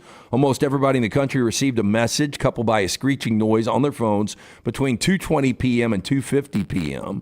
Now, former Amish church member Eli Yoder took to TikTok on Wednesday to reveal several members of the community were landed in hot water after the alarm went off. Went on to say, quote, several Amish men got shunned by the Amish church for having smartphones in their pocket when the emergency alert went off. Getting shunned from the Amish doesn't mean just a slap on the wrist. It involves a painful separation of a person from their community. Wow, so you get thrown out for having a phone? You do. Any technology. Yeah, And like you can't talk to family, you can't eat with people. You're done. You're literally shunned. And I mean, you can see the outrage though. People would be like, "Oh, Caleb Bandit! Now we know why your picks were so good. You were getting the outside information." That was such a stretch right there. Caleb Bandit. I'm sorry, Abram. Well, I just think that's a little far to go. Kill somebody, yeah, we're going to put you on an island. Use a cell phone, not so much. McDonald's, China's division here. They've got a double layer beef burger. That looks awful. They said it's a With mouthful dog of poop meat. on top? Puts U.S. patties to shame, true to its name, which translates to German sausage, double beef burger. The item packs 2 burger patties, 2 sausages between its buns. This gives customers a protein-heavy dish with little more than just a layer of mustard to round it out. Doesn't have lettuce, tomatoes, pickles, any of that stuff. God, that looks terrible. It does. It does. And your bread to meat is way, way, way, way off on that. That sandwich, as soon as you start eating, it's going to fall right apart. But I will tell you, their meat patties look thicker at their McDonald's than Yeah, ours. they do. I do agree with that. Their bun looks better, too. There's almost a potato bun or a brioche, right? It's communist China. Seeds. Yeah. Yeah. Yeah. You get that, but no freedom. No freedom. You can't tell the world you had it. Finally, have you guys ever wondered, and I'm going to guess the answer is no, how much the earth actually cost? If I was going to buy it? Yeah. All the land on the world? Just everything. And the seas? Yeah, you get everything with it. It's all inclusive. And the birds in the sky? That's it. It's everything, Jim. Now, our species may have never have to worry about buying or selling the world, but thinking of it in the terms of concrete numbers can help us better understand its value. Now, as Tree Hugger reports, one scientist has developed a special formula that allows us to do just that. According to calculations made in 2020 by Dr. Greg Laughlin, now a professor of astronomy at Yale University, I want to say he's pretty smart, Earth is worth roughly $5 quadrillion. He came up with that price after gauging the planet's mass, temperature, age, and other factors that directly correlate to its ability to sustain life. I would sell now. I would sell high. Yeah. Because it looks like this thing is going in the wrong direction. Top of the market right here, I believe. How many zeros is quadrillion? I'll tell you right now, 3, 6, 9, 12, 15. 15. You think Elon's going, I'll take it. Do you want me to blow your mind about our solar system? This blew my mind. I just recently About our solar system or about the solar universe? system. Our solar system. Okay. We discovered Pluto in 1930. All right, so when the Earth makes a full lap around the sun, we call that a what? That's a year. That is a year, right? 365 days, okay? That's 1 year for us. We discovered Pluto in 1930. Do you know since the day we discovered Pluto, it still has not completed its lap around the sun? Wow. Isn't that insane to think about? It is, but I don't know why we ousted Pluto. Well, I don't either, but I it's still just, recognize Pluto. You know what they never have on Pluto, though? What? Humans? Birthdays. Okay, well, Well, guess, but I think it takes 238 Earth years for Pluto to lap the sun. That's what I'm saying. well, That's hey, nerdo, insane. Dr. Greg Laughlin didn't stop at the Earth. To emphasize just how valuable Earth is, Laughlin also estimated the worth of other planets in the solar system according to their ability to provide resources for living things. Our nearest neighbor, Mars, you could get it for $16,000. I think we pitch in and we buy Mars, rename it. Yeah. I mean, can we really buy it? Because the next round owning Mars would be a great thing. Could you see the sign from Earth? It's going to have to be a big sign. Now, they say this is a lot less than the current average price of a used car. That's a fortune compared to Venus, which he appraised at a meager 1 cent. I'd buy Venus for a cent. I'd rather buy Venus. I can see it in the sky more often. Now, Venus's atmosphere, which is 96% carbon dioxide and its 224-mile-an-hour winds, may have something to do with the fact it's only worth a penny. We're Like gonna rain's acid. we're gonna choose to kick, and we'll take the wind. They also estimated the cost of the Death Star from Star Wars. $852 quadrillion. Well, that thing blew up, though, didn't it? That sounds like it's more than Earth. A lot more than Earth. Yeah. And it wasn't even finished. It was very vulnerable, though. Yeah. Well, I mean, they were still under construction, right? I think I might rather live on the Death way. Star, at least in the next 5 years. Okay, that is Trash Today, brought to you by Mortgage Right. Hey, buying a home, major milestone in life, getting it right comes down to the right advice at the right time. That's why we're proud to partner with our friends at Mortgage Right who get mortgages right. Call them today, 205-815-9200 or online, mortgageright.com/TNR. Don't forget football tonight, undefeated Liberty playing at Jacksonville State. One of 3 games tonight, a couple of CUSA and a Sun Belt game all happening there. Show being brought to you in part today by our friends at Bromberg's LT. They're chasing championship rings in those 2 conferences. Hey, nothing like giving or getting that silver box from our friend Bromberg's. Before you know it, the holidays are going to be here. Go on and start shopping. You're bored at work. Pull up that website, brombergs.com. You can see their incredible inventory right there. But if you're looking to pop the question this holiday season, get in, see them. 2 locations, Mountain Brook and the Summit. Again, for more information, brombergs.com. Follow Rockstar on Twitter at RockstarBHM.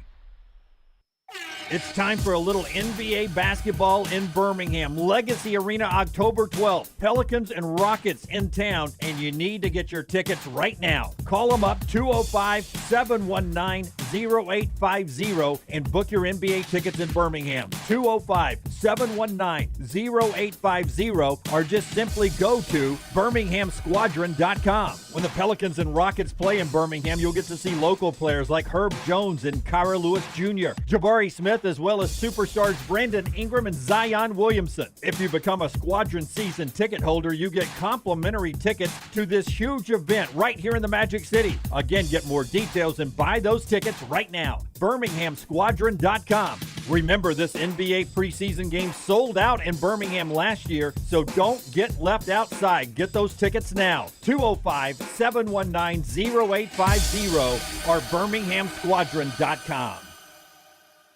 Hey, Lance Taylor from the Next Round to tell you about our friends at New Life Art. Daniel A. Moore has completed his original full-color oil painting honoring Bryce Young, Alabama's 4th Heisman Trophy winner. This painting depicts the memorable Heisman-worthy go-ahead pinpoint pass to John Mechie in the corner of the end zone as the Tide dismantled the vaunted Georgia defense in the SEC championship game this past year. Use code TNR for 15% off. You can order online at danielmooreart.com. Hey, Ryan Brown here from the Next Round. Do you want to help pay for my kids' college and look great while you're doing it? You need to go to the Next Round store. Everything from hats to short sleeve and long sleeve t-shirts, sweatshirts, hoodies, zip-up hoodies, and much more. And we're adding new things all the time. Why would you not want to see my kids get a great college education and look great out in the public while you're doing it? Get the gear we wear all the time on the show, and there's only one place to get it. NextRound.store. That's NextRound.store.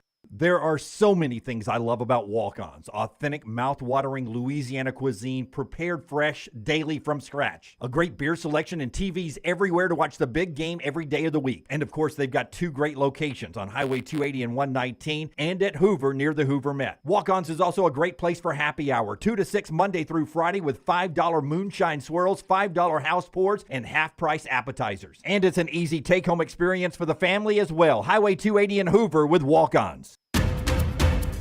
The Next Round golf card is back and it's presented by Urology Centers of Alabama. For $89, play Limestone Springs, Cross Creek, The Meadows, and the renovated Woodward Golf Club. $247 in value for just $89. Or get bonus gifts with the Deluxe Golf Card for $119. No restrictions, good through September of 2024, but supplies are limited. Buy right now at nextround.store.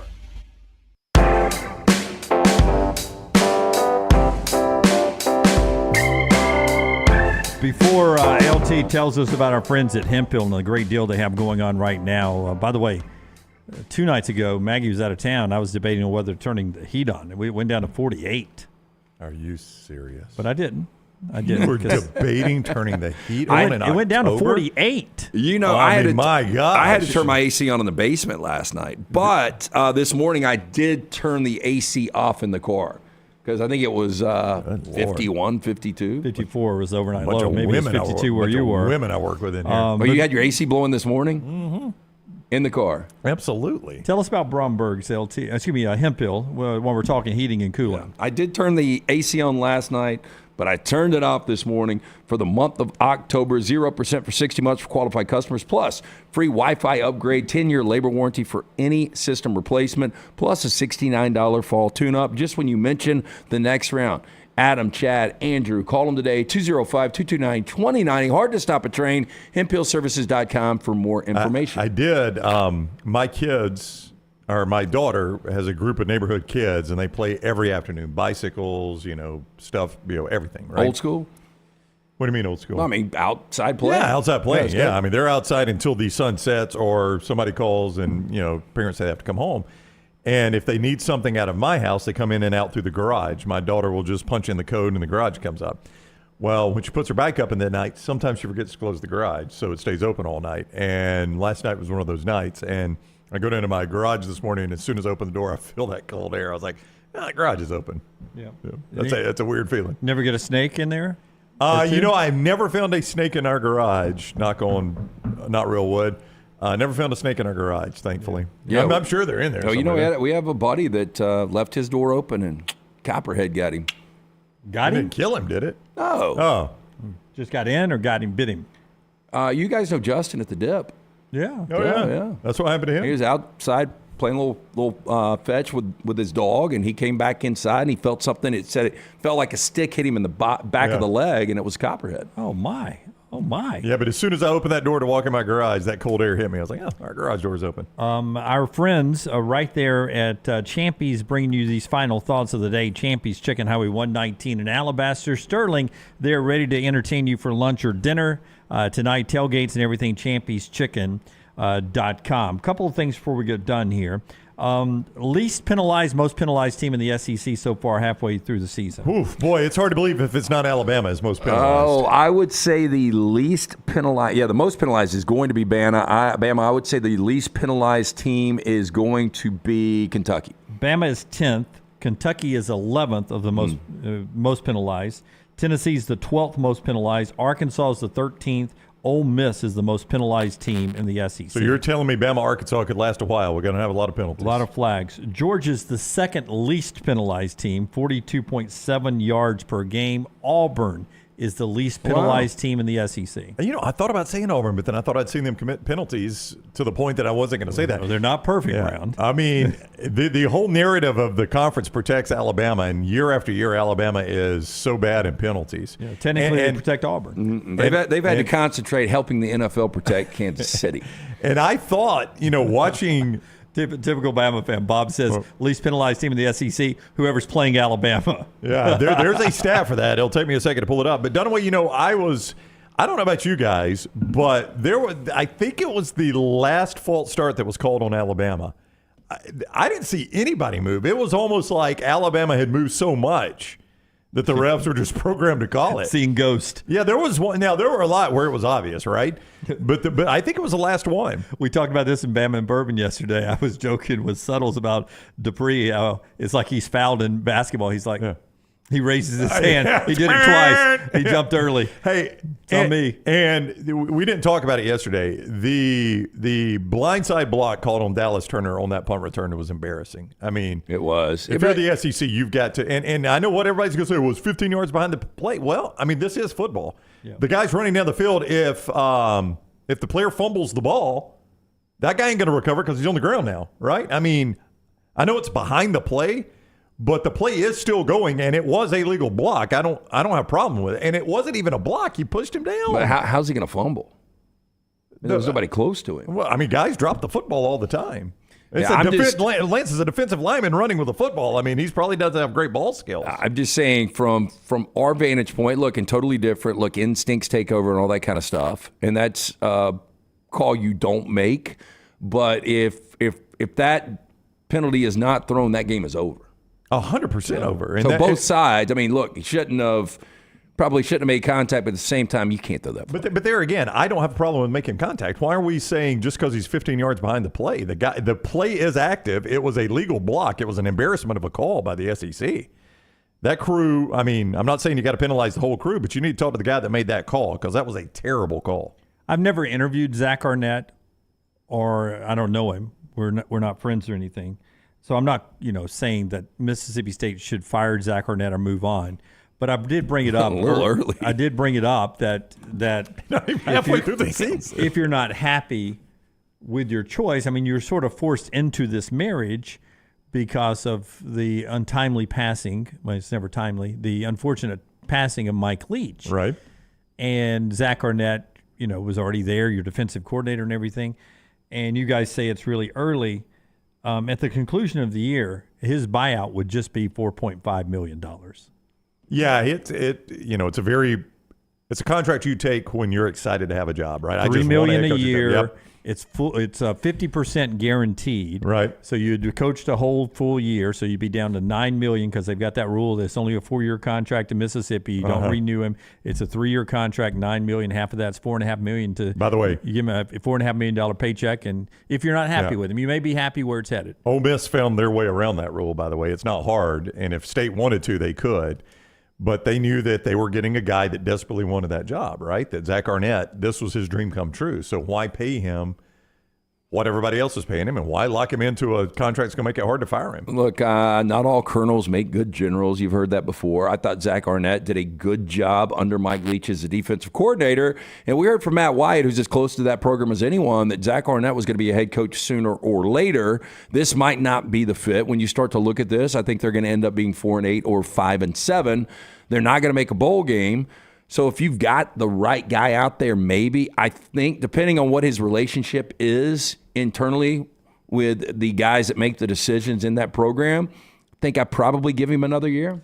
I think you got to have extra patience with him, Jim, because it's a little bit like Jeff Collins taking over for Paul Johnson. Collins, it didn't work out, but I think Collins had to be given patience because you're going from a triple option to a pro-style offense. And in Arnett's case, you're going from the air raid to the not air raid. And you got to have – now, it's easier to do now with the transfer portal than when Collins took over. But you got to give a guy patience to get his system in there. Patience game this weekend, Iowa and Wisconsin. Dear Lord. Playing each other. Wisconsin's going to more of an air raid, and it hasn't been fantastic. No. We can dog this out all you want, but one's 5-1, one's 4-1. I mean. But it's awful football. Yeah, but the winner of this game has got the upper hand in the West. Yeah. That's one of the saddest things you'll say this week. It is, but just imagine this, and it will never happen in a million years, but either one of those teams wins out. Yep. Here we go. We got the graphic. There's the meter. Where are we? It's 131. How far along in the season are we? We're halfway. He's at 131 points, and he needs what? 262 will only get you to like 17-yard line, Brown. Yeah. Yeah, not going to get there. Not going to make it. He ain't going to make it, Brian Ferentz. He's got to average 27.4 points a game the rest of the way. Not happening. Do you think he starts to look at the schedule, and if there's opportunities where I can run it up here, I'm going to do it? He's got Northwestern at home. To your point, and Northwestern's not been awful under the interim coach. Yep. But to your point, I mean, if they Lance is right. They've got the upper hand if they win this game. If they make the conference championship game and he doesn't hit that number, you still think they're going to fire him? Probably not. I don't think so either. I don't think so either. Last two things here, non-sports related before we go. Skittles Littles are coming out from the Mars Company. Same people that gave you M&M's Minis in those tubes. Yeah. Skittles Littles are going to be in a tube too. Yeah, I'm going to pass on that. I love Skittles. Yeah, but Skittles are little enough. I always thought they were the perfect size already. I will say this, though. The last time I busted a crown was on a Skittle. Was it? Our old studios, and so I don't think the minis that'd be hard to bust a crown on those. Yeah. And the final thing I'll tell you today, Napoleon, Rockstar told us, Joaquin Phoenix coming to theaters. The full version, the director's clip, producer clip, whoever, the guy who's in charge clip, will be available on Apple TV. Shorter version in theater, his clip, the way the movie's intended to be seen, in his opinion, on Apple Plus. I would rather watch it like that. 4 hours and 10 minutes. A hard pass on that. Hey, break it up. 3 different hit a long sessions. rain, man. Yeah. 4 hours and 10 minutes. We talk a lot about a short guy in history. I mean, it really is that important? And not as short as you think. I think he was really like 5'8", wasn't he? 5'7". 5'7"? Big ass hat. Everybody thinks he's like 5'1". I know. Everybody thinks he's like 4 foot tall. 4 hours and 10 minutes. If you want to stream it. We might need to change it. The Danny DeVito syndrome. I guess Napoleon was a little more confrontational, though, right? You think Napoleon liked New York or whatever? Above? Oh, damn, he would have crushed that. You roll one of those back. All right, that's the show today. The elephant in the room is your continuing programming coming up at the top of the hour with Mick and Jake right there talking Alabama football. Remember to like and subscribe everywhere, both the Next Round and on Disrupt the Media. Until next time, God bless you and God bless America.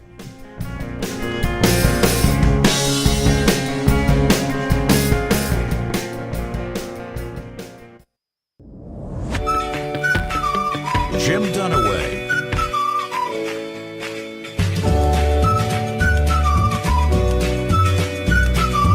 Alabama knocked off the Texas A&M Aggies. We're going to talk about that game and a lot more. He's Jay Coker. I'm Mick Gillespie. It's time for Elephant in the Room, part of Roll Tide Pods. Our show's brought to you by MyBookie. Aaron Rodgers' season is officially over, but yours has just begun at MyBookie. NFL, college ball, and a brand new cash-out system gives you options to bet and win all season long. Use the promo code MyBookie at mybookie.ag. A lot of great things to talk about, Jay. Good to see you again, and I know you're feeling really happy about Alabama's win on Saturday. Well, I don't know. I'm guessing you are. I'm elated. I'm elated. That was a good old-fashioned smash mouth football game, and the right team came out on top. Roll Tide. Oh yeah. Well, I mean, it was the game I kind of thought it'd be we'd win in a close fashion. Well, had you told me we would have won by 6 points with all those, with turnover and then all those penalties. Yeah. And we'll start. That blindside block penalty was one of the biggest bullshit calls I've ever seen. But you can't do it because when you're wearing the Alabama uniform, those guys can't. Maybe I'm wrong, but they can't get the damn flags out of their pocket fast enough. We talked about Tennessee having something to do with that game. Good the God. spread on that game last year. Yeah. That was one of the most absurd calls I've ever seen. And I know, it was a dumbass move. Why even touch the guy? Right. Why even do it? At the same time. They've been doing it forever in football. Yeah, he basically ran in front of him. And I don't even know if the guy fell down. He didn't. That's not a blindside hit. Blindside hit's when you get depleted and your head snaps. It's got to be malicious. Just, one of those things that's hard to watch. It's so bad. Trash on the official, bad move on Dallas, and I'm with you, man. It was like he wanted more airtime. Hey, put my face on the camera. Yeah. That's just drives me nuts. This new era of blindside blocks and targeting. I get it when a guy's crossing over the middle and somebody just decleats him, takes his head off, aims for the head, with really bad intentions. But that is just absurd. Did you ever get blindsided like one of those real decleater blindsides, like you threw an interception and then somebody just comes out of nowhere and smacks you? I was pretty good at keeping my head on a swivel. I'd seen enough of those. I saw Cooper Bateman get smoked in that Ole Miss game, and when I saw him get hit, I was like, all right, going back in this game, I gotta be. I have to make sure that does not happen to me. He took it like a boss, got up and ran at the sideline. Right. I can guarantee you he felt that on Sunday. Yeah. I've seen some of those, which I'm not opposed to the rules to make it safer for the players at all. But don't give me that bullshit, man. That was complete crap. That's not. It could have cost us the game. Oh, if we lost, would it came down to that? Because that was ball game. That was it. It was over. Yeah. They're getting too carried away with this. You're gonna drive me to drink. You know what? You just drink more. Well, sorry. This show hasn't even we're not even 10 minutes in already. Look what you just did. We're not even 5 minutes in. No, these penalties are causing, especially the helmet to helmet, they're causing games. It changes the whole complexion of the game. Auburn against the Iron Bowl and what was it? Was it last year's Iron Bowl? It was whenever Jameson Williams got the helmet to helmet and was that was 2 years ago at Auburn. Yeah, and we Didn't have any receivers left. Yeah, without him for the rest of the game. Yeah. And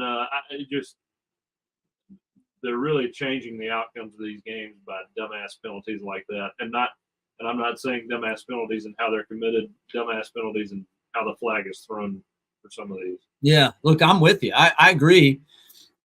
But I'll tell you what, this defense showed me something because they came out after that and put a country ass whooping on Texas A&M, because I think part of that was that they're going, you know what? We're not effing letting Dallas get us beat like this for Dallas. You know what I mean? Like, you know how it is when you've been on the team. Sometimes you got to pick your guy up. That's right. I mean, when's the last time you saw Alabama in a game like this take the opposing team's offensive line and throw them into the quarterback?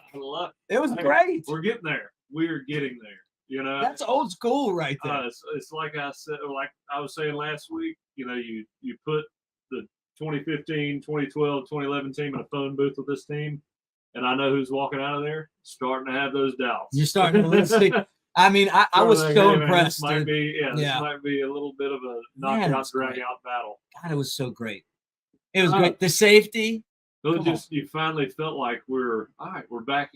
Here we are. Here's the standard outside of all the false starts. I mean, 9 of them.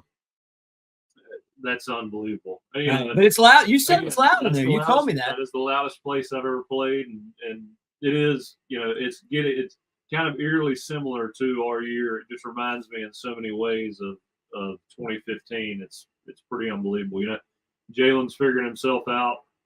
Didn't make a whole lot of mistakes that game. The one interception, I mean, you know, I can't say I wouldn't have thrown it. I mean, you know, they kind of blow it on defense, and you got one guy wide open, or he looks wide open, and the safety's really not supposed to make that play at that depth.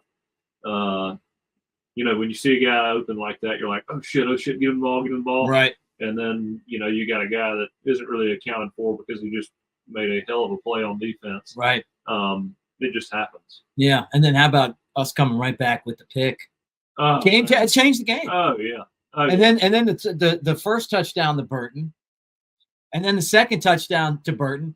How about this, man? I mean, when's the last time I shouldn't say we. I mean, I should, but for the show, I'll say Alabama. When's the last time Alabama's had a receiver that's looked like that? It's like 2020, right? 2021. That'd be 2021, right? The year that they lost to Georgia in the national championship game. That's not all that long ago. Yeah, but it wasn't last year. No, we're not going decades back, but you know, it was nice to see. It's not Jamison Williams. It's not John Mechie. I mean, it's Jermaine Burton. This is what we thought we were getting when he transferred. He's one of these guys, typical somebody, and this isn't even my thought, but it's so good. It's just typical of this season. Like 9 catches, 197 yards, 2 touchdowns. Oh, and then a penalty and a fumble. You know what I mean? Like, it's just not quite there yet, but I'll tell you what, some impressive stuff. Oh yeah. Well, yeah, no, I saw that was the second touchdown he had, and he's, you know, doing this, and I'm like, dude, chill out. And then he fumbles. I'm like, you can't talk shit like that. Do that. Right, man. You know? That's not what we do here, man. Leave that at Georgia. I mean, I love the intensity. Me too. I do too. You know, I there has to be some appreciation for that. But man, come on, if you're going to do that, you can't make a mistake. Yeah. I hope that if there was one thing that this team would start to do better, it would just be eliminating the dumb shit. You know, don't run down the field and bump into a guy and get a touchdown taken out. How many touchdowns now these guys had called back, you know? And it's all kind of right. It's all kind of right. It's this penalty and that penalty. I mean, again, so stupid. It's dumb, but both sides of it it was dumb. Make contact. Yeah. With I mean, don't give it to no reason. Don't give it to reason. It's a touchdown. There's no question about it. Hey, you can question him, especially that guy who's walking. I think it might have been the holder. But that guy. I think it was the guy's brother, but Johnson, right? Oh, that was Jake Johnson. Might have been, yeah. But he you wouldn't catch him either. No, but you can do as much damage with your mouth without even being. You can be a smart ass without even saying anything really mean. You know what I mean? Like some of the best slights aren't even like anything that's that terrible to say. Especially nowadays. Yeah, right. Yeah, like, you know. I mean, but all in all, I mean, we're talking about the negative. We have to. But man, their defense that defensive line was stout. Yeah, man. and I So was ours too. There was two stout defensive lines. Well, going into this game, what I was nervous about was Jalen's he's gonna have to sit back there and he's gonna have to throw the ball because it looks great when you got a dual threat guy against Mississippi State or a Middle Tennessee or people that don't have 5 stars like we do. Because the difference in those teams are the front 7 are a lot more athletic.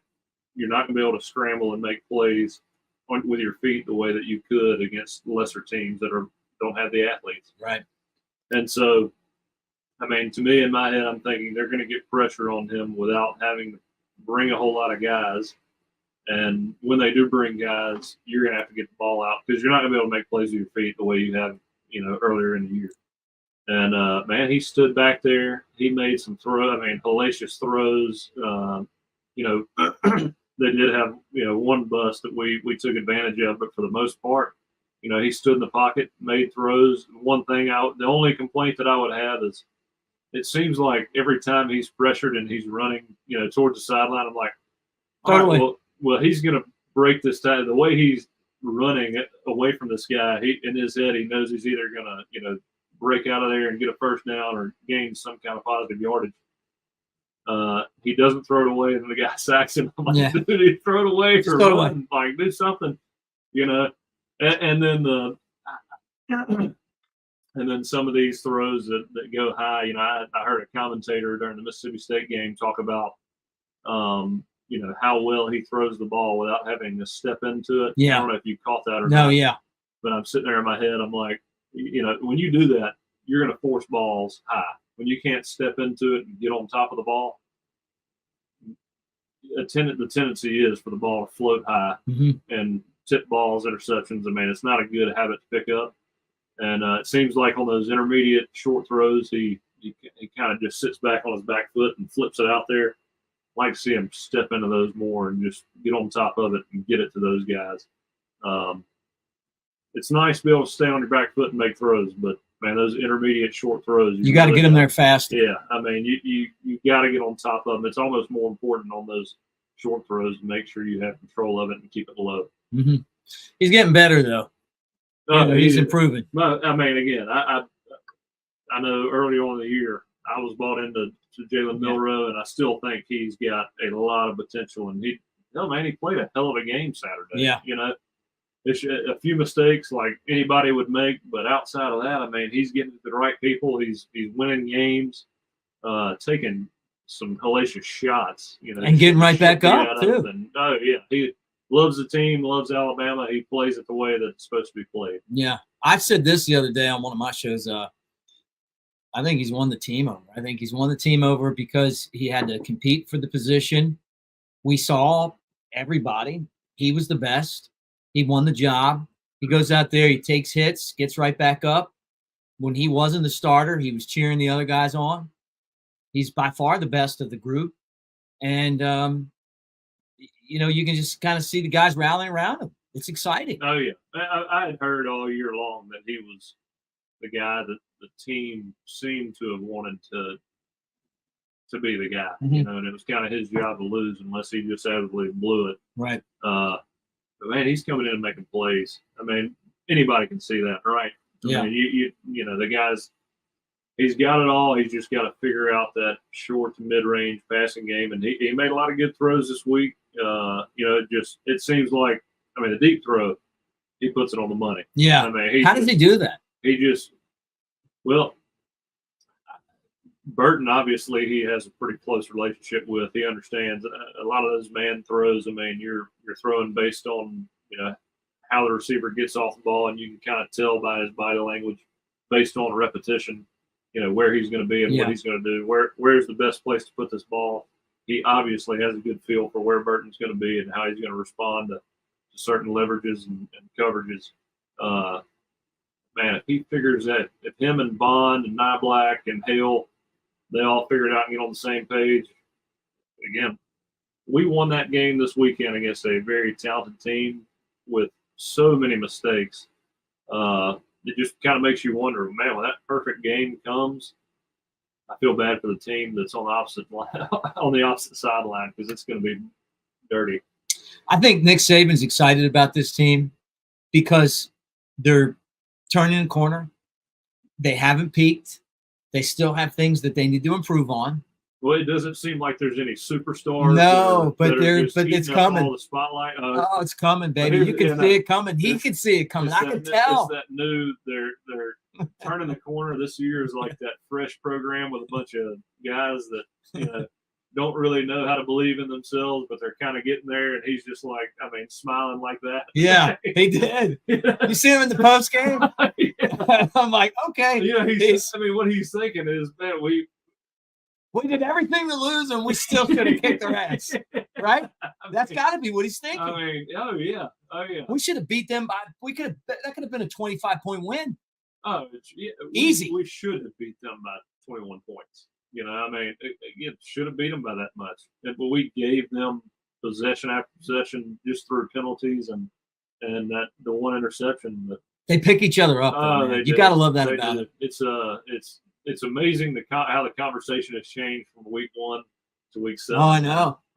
I love it. Like, awesome. It's getting exciting, and the funny thing is that you're getting a lot of mentions because they're trying to compare this team to 2015, which I kept saying, don't do it because you guys didn't struggle like this at the beginning like they did. But you know what? You guys start saying, man, I kind of see it now. Oh, yeah. Well, it's starting to come together. It's like, I hear Gary Danielson. Ah, please. Do you like him? I'm going to tell you right now, I think he's a good dude off the mic and on the mic.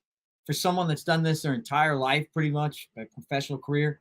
I can't stand him. Like, I just don't. Why do you want to put somebody on that I just don't? My whole thing is this, Jake, and you know this. Let's get in a room. I don't care if you agree with me or you disagree with me, but we're sitting at a bar, drinking, just talking sports. If this guy's at the bar, I'm getting the beep up and going to another bar. I'm check, please. I'm out of here. Listen to this guy. Everybody seems to agree with me on that. I don't. It's not the same for you. The way he comes across on TV is seems like he's condescending. He's the smartest guy in the room. Yeah, which I've seen some of the plays when I was playing. I saw him commentate for some of those plays and be like, what is he talking about? So he wasn't even right. No, but he speaks in such absolute terms. Right. Like, this is what he's trying to do. Actually, no, that's not what I was trying to do. It's one thing that's there's a time we played Georgia, and he's like, "Oh, this is an RPO," and he's reading whether he should hand it off to Derek, and then I threw it to Calvin down the sideline, and I was like, I remember catching that in a highlight or something, and I was like, what is he talking about? That's not good at all. Like, that was the cover 2 beat. We're throwing the hole. Like, that was the whole FOS. But hey, again, you're getting paid to do it. No, like I get it. Like, he's got to fill in some of that. But here, I will say this. Since I've been watching football, and taking it more seriously since I was 10 years old. Yeah. Him and Vern were the boys. I like Vern, yeah. And so I do enjoy. You appreciate that part of it. No, I do. And I like Gary. I just think he's trying to. Me too. You're the same as me. He's a good dude. Yeah. And it's not personal towards him. Like when I say I can't stand listening to him, it just means I can't stand listening to him. Doesn't mean that I don't think he's a good guy and I know that he means well. As a commentator, it's like someone with their nails on a chalkboard to me. Like it does, and it's not like there was a guy. What was the old Auburn play-by-play guy's name? Jim Fife. Yeah, I hate Auburn, but I like Jim Fife. I could call a damn game, man. Oh yeah. Like I appreciate the art of just being able to call a football game. Mm-hmm. And so it's not like, well, he's cheering against my team. I'm not one of these guys going, well, he's cheering against Alabama. I just don't like it. Yeah. As a commentator. Oh yeah. We were playing. I may have already told this story, but right before we played Tennessee, we had these meetings with the media and closed door meetings with the broadcaster. So I meet with Vern and I meet with Gary, and this is right before Tennessee, and I will give him, props on this one, but right before we played Tennessee, he's like, asked me all these questions about what Tennessee does and this and that, and I was like, he said, at some point, all these Alabama quarterbacks, there's been a game where there's a 2-minute situation and you got to take the team down the field and score. He's like, that's coming, right? And I'm, in my head, I'm just like, yes, sir, yes, sir. In my head, I'm like, this freaking guy, we're going to beat the hell out of these guys. What are you talking about? And then we play that game, and it was like just one of those games we couldn't get out of our own shadow, And we walk on the field, it's like 14-12 or something like that, and we got a 2-minute drive to win the game. And as I'm walking out on the field, I was like, "That son of a bitch was right." Yeah, he nailed that one, huh? Yeah, look, it's not that he's stupid. It's just, it's his style. I'm not a big fan of. Yeah. It's like, I just like being entertained, like I don't know. And to me, I just seem like when I'm listening to him, I just feel like it's like somebody that I just don't want to listen to. Yeah. Well, some of these broadcasters, they get all of their information from coaches, and I don't really know how much film. I know they all watch film, I would think. You'd have to.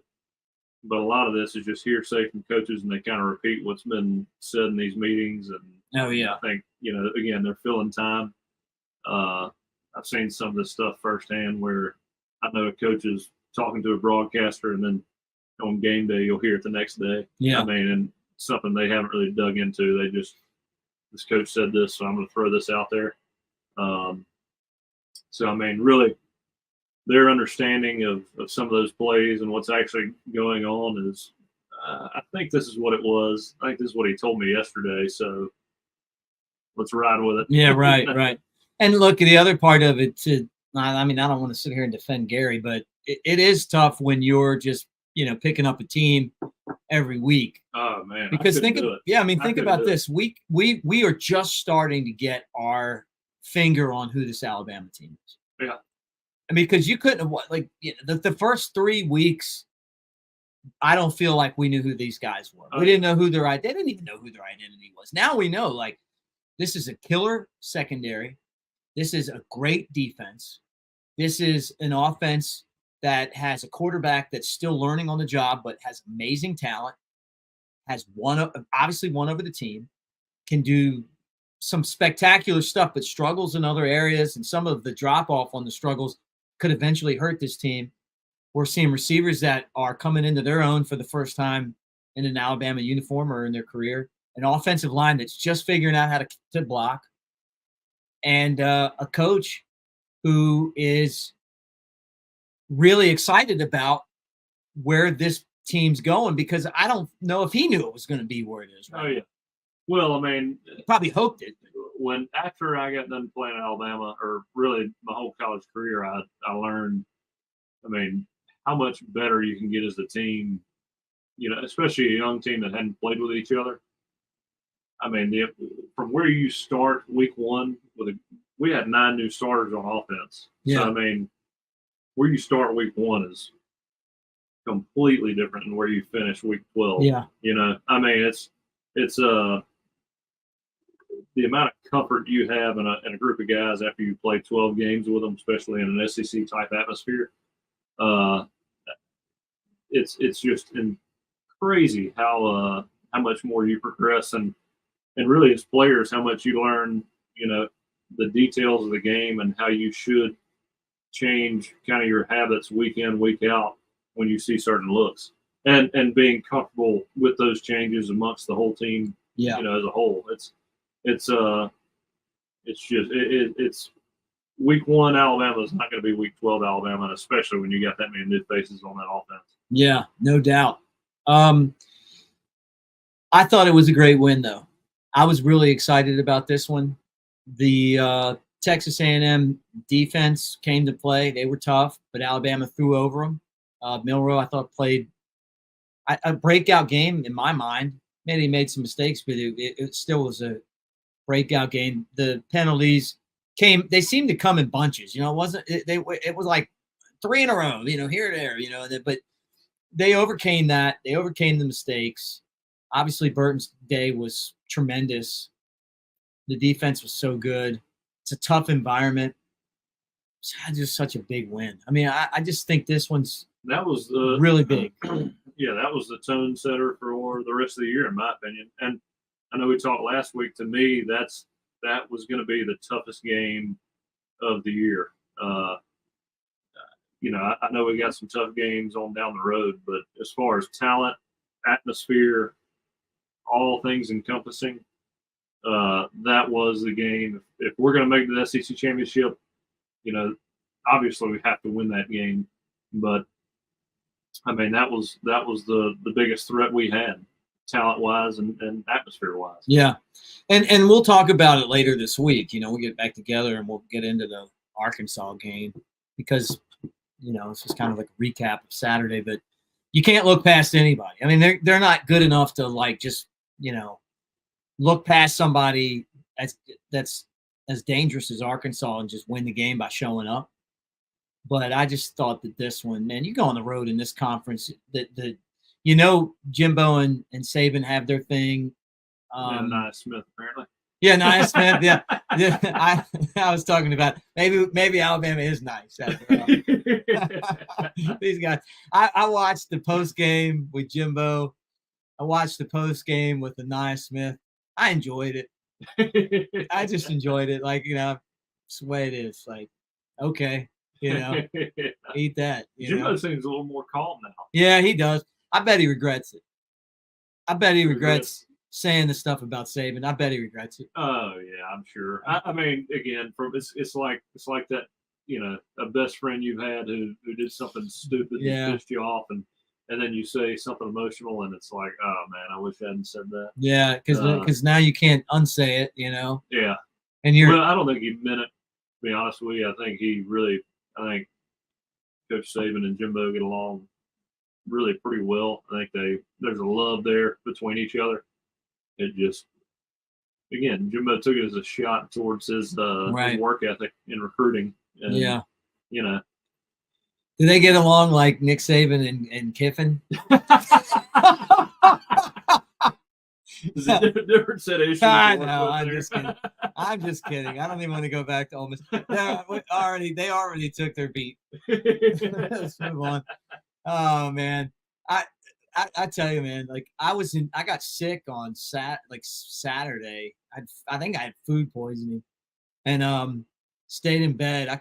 I couldn't wait to do my post game show because I just couldn't wait to get on. Got out of bed just to do that.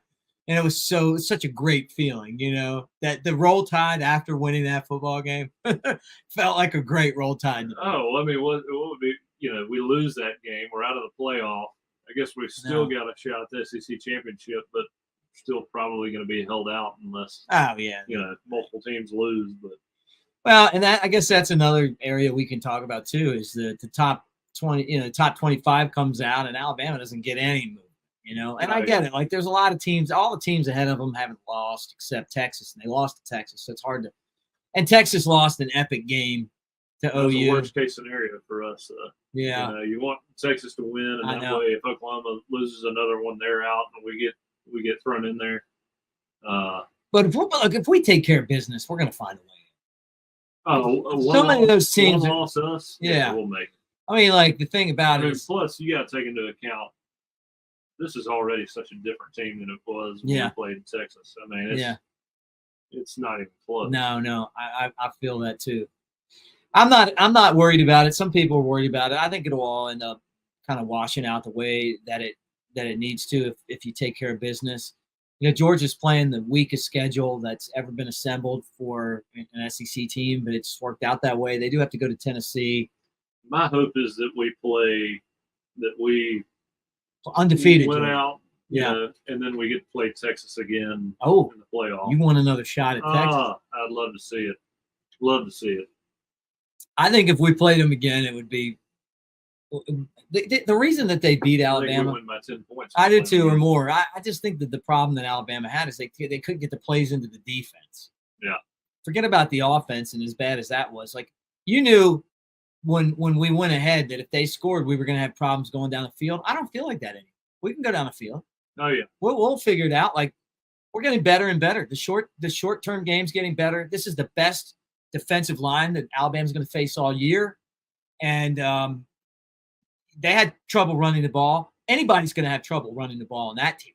You know, like Roman Harper said, that's the best defensive line money can buy. And, and I believe it. Like those guys were tough up front. Man. Roman's great, isn't he? Yeah.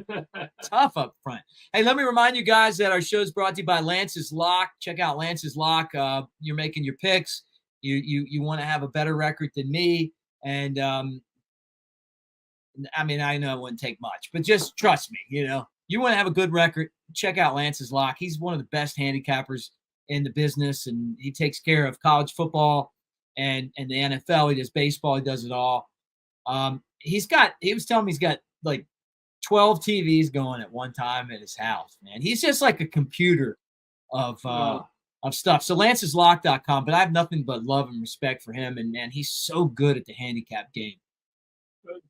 It's crazy to me how some of the best people in the handicap business didn't play a whole lot of football. Sometimes they don't even understand coverages and personnel, but they just understand how Vegas works. Yeah. And recognize lines when they see them and can pick winners. Yeah, he's great at that. And we appreciate Not that I'm saying, Lance, I'm not saying you don't know football. No, I know what you're saying. No, you're not. You know, we weren't pointing to him. You're just saying, like, hey, man, he's really good at this. People that understand Vegas and lines are better at gambling than, I mean, if you took Kirk Herbstreit's picks versus Lance picks, I'm taking Lance's all day long. Yeah, right. Me too. Yeah. No, I mean, I did a show with him last year, and we pick games every week, and he's really good at it. Like, you know, and his logic. And this is something that you and I were talking about. I had baseball for the first 4 weeks of football. Yeah. And my picks were shit, you know. And now I'm able to sit there and watch more games, and I can really dig into it and everything. Even when I don't win and I lose, I don't feel like I'm just getting blown out. I mean, I feel like a lot of these games are really hard to handicap, and a lot of the things I thought were going to happen. Yeah. But the score just didn't turn out the way that I thought. You know what I mean? Like, I don't always feel like I took a loss if I had a good idea what was going to happen. You know what I mean by that? No, I mean, it's like if you took Missouri this week, you took the right side. Right. I mean, a pick six there at the end. I mean, you know, it was a close game up until Missouri just blew it. Right. You know, I mean, I took LSU. Was it right? Yeah, I know. But you know, I know what you mean though. If you took Missouri, it's not like you just got blown off the field. It was that close. Yeah. It's like a razor. Yeah. Oh yeah. I mean, to get a cover like a bad beat like that. Bad beat. No. I'm going to tell you the worst beat. It might be one of the worst beats that I've seen in a long time. And I got to tell you, I loved seeing it, Jake. I loved it because it was Christian Leary, who's at Alabama, who's at Georgia Tech now, and he catches the walk-off touchdown because Miami's coach, Cristobal, didn't take a knee and just win the game. Like, they run the ball, the guy fumbles, they get it, one play, touchdown, and the guy, that's how the game is. The worst part of all of it. That's a bad beat. That commentator that was like, what are they doing here? He was right. Oh, yeah. I mean, the odds of them scoring a touchdown in 2 plays. Because they're terrible. Right. Yeah. What? Because it's Georgia Tech. But I hated that. I love Chris Ball he was the offensive line coach when I was at Alabama, and I loved him to death. Yeah, I hated seeing that. I pulled him from Miami for the first time ever, right? Just because of him. But man, you think he's able to bounce back because that's like, did you ever see that cartoon Beavis and Butthead? It was probably before your time. It was on MTV. Yeah. You know what I'm talking about. I couldn't watch it because it was probably something mom and dad wouldn't have wanted at your house. But, you know, for us older folk, it was on. And they had a gym coach that used to just like stand here like this and tell the guys to kick him in the nuts. Kick me in the Jimmy. And they'd run up and just kick him as hard as they could. And I'll tell you this too, just along the same lines. I was in Vegas, and have you been to Vegas before? Yeah. Okay. So I'm in Vegas, and you know where old Vegas is, right? You know, not old downtown, not the new downtown, but the old area, you know, and I'm down there. Is that where the sign is? Yeah. It's not where that sign is. It's a different part of downtown. I can't remember what the street's called right now. Anyway, I'm down there, and it's where all these crazy people hang out. Not to say you wouldn't expect that in Vegas, right? There's a guy out there that has a sign that, you know, he'll let you kick him in the nuts for $20. I know. People are like paying attention. He's making a living off of that. Yeah. And I felt like Cristobal. That probably was what when you lose like that. Oh my God, man. That's a kick in the nuts. That is one hell of an analogy. Yeah.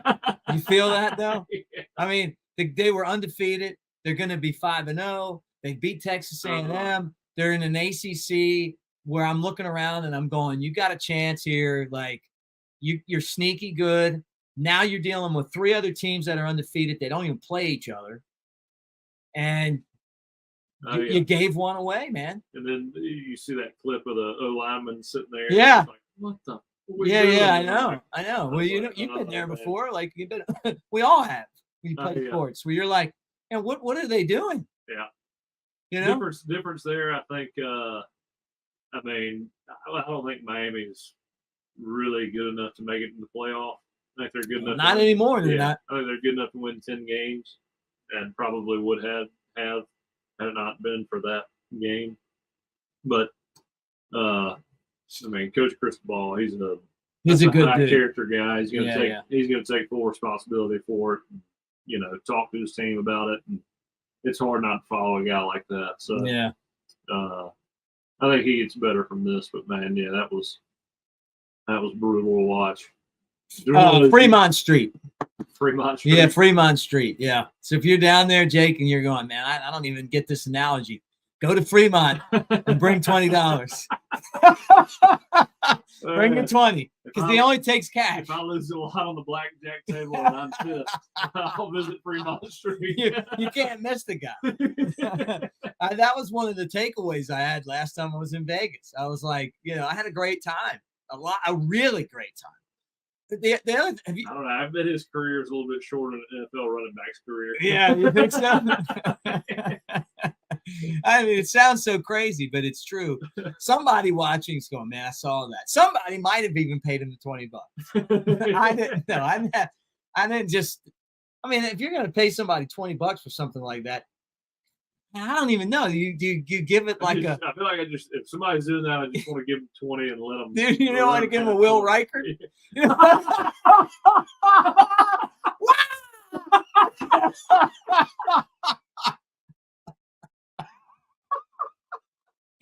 Man, people are turning off right now. I'm sorry, people. The old Janet Kelsey. This was a boat day, man. Not 100%. No, you know what I mean, though. Like, I just don't. That's just not who I am, man. Yeah, I'm more than. But I've got friends that would give him 20 and let him have it. No, I got friends that would make You're them earn doing that, man. They'd make them earn it. You try. I mean, I could.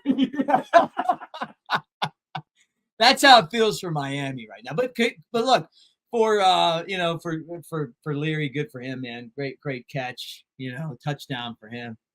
That's a bad beat, though. That is the essence of a bad beat. What was it? 2.5?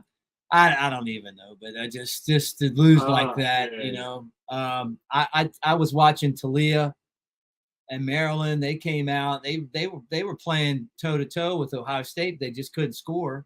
Yeah. And then they ended up like, and so one of my friends is texting me because, you know, I like Maryland. That's one of my teams. Yeah, hometown. Yeah, one of my teams, right? My old school. And I'm like, yeah, when they played that well in the first half and was like tied at halftime, I'm like, yeah, they're going to get their ass kicked. And then they had a 19-point spread and lost the spread by 1. It's so crazy, though, how Vegas is amazing at being able to do that, right? 19, so of course we're going to lose by 20. Yeah. Well, it's almost like when they're wrong, that's on purpose, too. Yeah. The public was on the wrong side. Right. Maybe yeah. Which, and let's get into this, too. This whole thing with Milroe and was he hurt or not hurt and all this stuff, like I had Kenny White on my other show and I'm like, what's going on? And he's like, well, there's a guy in Boston that handicaps games and he gets information and he's saying that Milroe's not playing. And last week he had that, some NFL quarterback wasn't playing. It might have been Bryce Young. And so he said everybody bought that. Everybody bid on that. And that spread went from 7 to when it opened up again, it was like 4.5. And then it went all the way down to 1. Well, then Saban was like, no. And everybody I talked to, and we all have our people. They're like, the guy had a great, not only did he practice, he had a great week of practice. And the spread went back to 2.5. Crap, man, I don't even get that shit, man. Like, that is so weird. Let me tell you, if I was to tell a bunch of handicappers that somebody was hurt and they put a lot of money on it, in response to my insider info and I was wrong, I'd have some armed security around me at all times. You'd be like the guys in Lake Mead. You see where Lake Mead's like the water levels are going down and they're finding all these like mobsters and trash cans and stuff from like the 70s and early 80s out in the desert. I mean, can you imagine? No, I can't because, I just didn't understand it. I don't get that, man. Like, I just didn't understand where all that came from. The whole week because you had actually made a lot of reputable people saying that, Texas A&M was going to win outright. Right. And I'm sure that had something to do with it. Yeah, right. Why else would you ever say that? Well, I'm watching the whole game. I thought it was a pretty good line. I thought 4.5, which it would have been right there. It was a pretty good line. It would have been right there. But to just throw everything you got on A&M just didn't make any sense to me. No, I'm with you. Like, I'm just like, we'll find out eventually. Honestly, at first, when I saw that line, I was like, oh, man, A&M might be right. And then I saw everybody jump on A&M, and I was like, Yeah, right. Which is you're looking for that. Yeah. I mean, you like going against the grain. I like going against what I believe to be true. That's a winner for you, right? If I did that, I'd be 13-3 right now. So I get it, man. I'm not even arguing with you. I get that totally. That's so fucking funny. Because I know exactly what you're saying. They'd be smart enough just to know, like, put all the thoughts. Oh, yeah. And then be like, okay, I'm going the other way. Well, for years you've watched, and not up until the last couple of years have I paid attention to Vegas lines or any of that, but you watch the Herb Streets. I'll throw Desmond Howard out of that because he's putting A&M in the playoff last year. But Herb Street and those other guys who, I feel like they do know football and they understand personnel, and when they pick somebody, usually, if they're picking the line, I bet they would be wrong most of the time if they went with their gut. Yeah, right. And again, a lot of times they're pretty right, but when you find those lines that just don't make any sense, Georgia, Kentucky, to me that you just didn't buy that one at all. Georgia 14.5 after coming off of Auburn and almost losing. Right. Everybody's going to pick Kentucky, but it's home and they're focused. I can sleep better taking a big bet on Kentucky the night before, so I take Georgia because I know it's something that I'm uncomfortable with. Oh, it's so funny, man. All right, do you need a beer? You good? I'll take a Coors Light. Coors Light. All right, I'm gonna get me one too, but I'm gonna go Bud Light today. I hear you. Yeah, we'll just switch it up while you're over there. But going to light stuff. There you go. Did you know that they came in orange flavor? All right, let's get back on track here before everybody tunes us out. Looking back at that football game on Saturday, how impressed were you? I was more so impressed that we played. And look, A&M, they're not there yet as a program. I mean, a few years, I think, with Petrino there, Jimbo there, I think he's really finally getting that program where they need to be. I think they can beat anybody in the country on any night. They got players. But for us, again, for us to beat them the way we beat them, as bad as we played, I mean, we executed when we need to, like a team that can win games, knows how to make plays and win games. But to beat them and have those kind of mistakes, and just, again, week 10, we're firing on all cylinders. We understand, communication, and we're not jumping off sides or false starting 11 times a game. We could beat anybody in the country. That's how I felt too.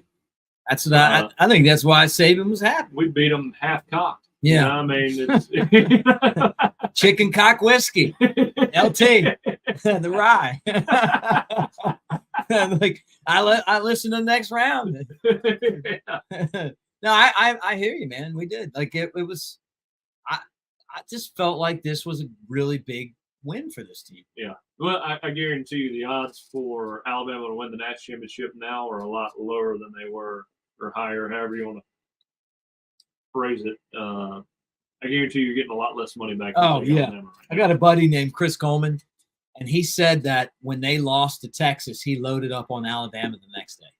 Oh, the one lost Alabama team. But the day after, when ESPN's like buried Alabama, Paul Feinbaum's on his show, and he's talking about the end of Nick Saban. Well, which he's done like 50 times over the years, and then he'll 2015. Yeah, he'll circle back around. And Travis. And, he'll circle back and be like, I didn't mean it like that. Yeah. Oh yeah. That's just what makes him him, I mean, I've been knowing him since I was a college student. Yeah, Joel Klatt, Hurd, Colin Cowherd. I mean, they all do it, but sensationalism. Yeah, you can't count Nick Saban out. Well, that's what frustrates me is you watch those games, and I did hear Joel Klatt talking about how it was unfixable, and the reads that Jalen was making. I don't know if you can fix that. And it was like, dude, this is, again, you played quarterback. You know how it goes. Just the first few starts of his career. Yeah. I mean, he's got to have time to figure it out. Right. And I heard him say that too. And I honestly, I think he's great. Yeah, I'm with you. Like at the time, I wasn't really sure myself. But I can't stand the short. You believed in him from the beginning. Yes, I cannot stand. That's what I loved about being in here with you. You've been from the beginning. I'm telling you. Besides the fact that we have fun, you from the beginning have been like, he's like right here. Well, that's I think. I mean, said that since the start. Even after that really shitty Central. South Florida, whatever they're called. Like, I didn't see it. Now I see it. Well, some of these interceptions, it's like young guys can take certain coverages certain ways, and sometimes you can justify that in your head, and it makes sense. And to me, the one Saturday, I mean, I'd have thrown that ball 100% of the time just because I'd have seen him. I'm like, oh damn, they screwed up. They left him wide open and throwing it, and that. The middle of the field safety is down on the hash making that interception. Right. I mean, he made an early break on the ball and picked it off. He just made a hell of a play. Now, if there was a post on the backside, he does that. He's leaving a guy wide open. So, I mean, he gambled. I mean, it is what it is. But, young guys make mistakes. He started 8 games now. Is that right? Yeah. I mean, the guy. Again, the only complaint I've had really is the throw the ball away and try to hit those short intermediate routes and step into the ball instead of kind of leaving it high. But those are small things in comparison to what he's accomplished already. Yeah, yeah. No, I'm with you, man. I'm watching this right now and I'm going, man, there's a corner being turned. Oh yeah. But there's some tough games. But you know what? They're at home, and all of a sudden it's like you got 11 o'clock on Saturday, we can debate whether you like 11 a.m. or not. Look, I know this is Auburn's time slot that we're sliding in. And I mean, that's fine. We're going to slide into Auburn's time slot this week. But especially during bowl season. Yeah, right. They usually have an open spot 11 a.m. at Legion Field. Yeah, right. Right. Yeah. Somebody's got to play Memphis, right? Like, what I love is they could play in Mobile. They could come down here and play. Come on, man. To LA. We'd love it. One of the best bowl games I ever saw, not to digress, was the only time I went to a bowl game there. I saw Byron Leftwich and Marshall come make this incredible comeback against Eastern Carolina. Yeah, I was there, man. And I'm a Marshall fan. Like that's another one of my teams, Yeah. And I love Byron Leftwich, and man, that was such a fun atmosphere. Byron Leftwich was a great game. He was in Arizona when I was there with the Cardinals. Really? And he was, again, I wasn't with the Cardinals long, but meeting him and just spending time with him, he was one of the best guys I've met in football. Were you? Great guy. Do you? What grade were you in when that game happened? I mean, make me feel old here, please. Probably in the third grade. Don't tell me that. Okay, we're not doing this anymore. I told. Forget it. I told when I was I was in like third grade when Carson Palmer came to the Senior Not doing Bowl. this anymore. No more beers for you. Carson Palmer practiced in the Senior Bowl, and I was like in the third grade, still just picking up football. And then I'm in Arizona, and he's been there for 12 years. He's been in the league for 12 years. And I told him about that story. He was like, "Oh shit, we're gonna have to get rid of your ass." I can't be telling these stories. No, man. When we used to do I was on the radio show in the pregame show in Tuscaloosa with Baron Huber and Mike Johnson and my buddy Ben George. We're on there and we're talking about Tennessee being a rival. And it was hard to convince people that Tennessee was a rival because Alabama was just pounding them every year. And we're like, man, there was a time when we didn't beat these guys every game. And when you lose to them, you're going to realize that they are a rival. And thank God that they talk more shit than any other program because they made up for 15 years of losing with their shit talk last year. That goalpost. Oh, it was great. Like, come on, man. I like that. I've told that. Has Alabama ever rushed the field when we beat Tennessee? I'm going to tell you, like they told me back when I came to Alabama and I was on, K's, I had to go and get we'd have to get the sections and all that stuff and the stands, the student sections and stuff. And there was a game and I'm like, hey, we're going to rush the field. They're like, hell no, we're not going to rush the field. I'm like, why? They're like, because we've won every game. We don't rush the field here. See, I love that. So that's awesome, though. When you rush the field, it's like, okay, you're better than us. Yeah, no, we won every game. Like every scenario you can think of, we've already done that. Yeah. So there's no rushing the field here. I gave a lecture after the guy, like they had that video of the guy yelling at the Texas sideline, and I had on my YouTube, I'm like talking about that, and like that's not what we do, man. Yeah, like you don't show up and talk. We don't talk some LSU stuff. Yeah, we don't do it that way. We what we do is when we score a touchdown, we hand the football to the official and score another one. When we beat you, we don't run on the field. We walk out like we done that before. That's right. Now, we might smoke a cigar when we beat Tennessee. Chris Stewart told me. Just because the bear did it. Yeah, right. Chris Stewart told me one time, he's like, I smoke one cigar a year. God, he's so good, man. I'll be honest, like, I really like him on play-by-play. I love Chris. He's gotten the football thing down too. Oh yeah, because he's been doing the road games. Genuinely love Chris. Yeah, he's a great. I know you do. I mean, you told what was Holly Rowe? You were like, no, I'm talking to Chris Stewart. Right now. Famous moment in Alabama history and Chris Stewart history. Well, I didn't know it was that big a deal, and he was like, "Man, thank you so much." And he's my boy. And man. I didn't know.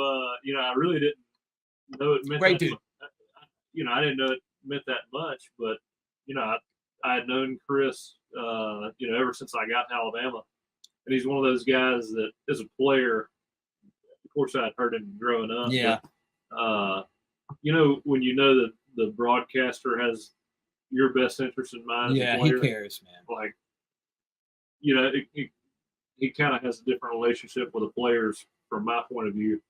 But yeah, when we beat Clemson to win the national championship, he came up and he was interviewing me, and remember Holly Rowe came up, and I loved Holly throughout my college career too, and I think she's great.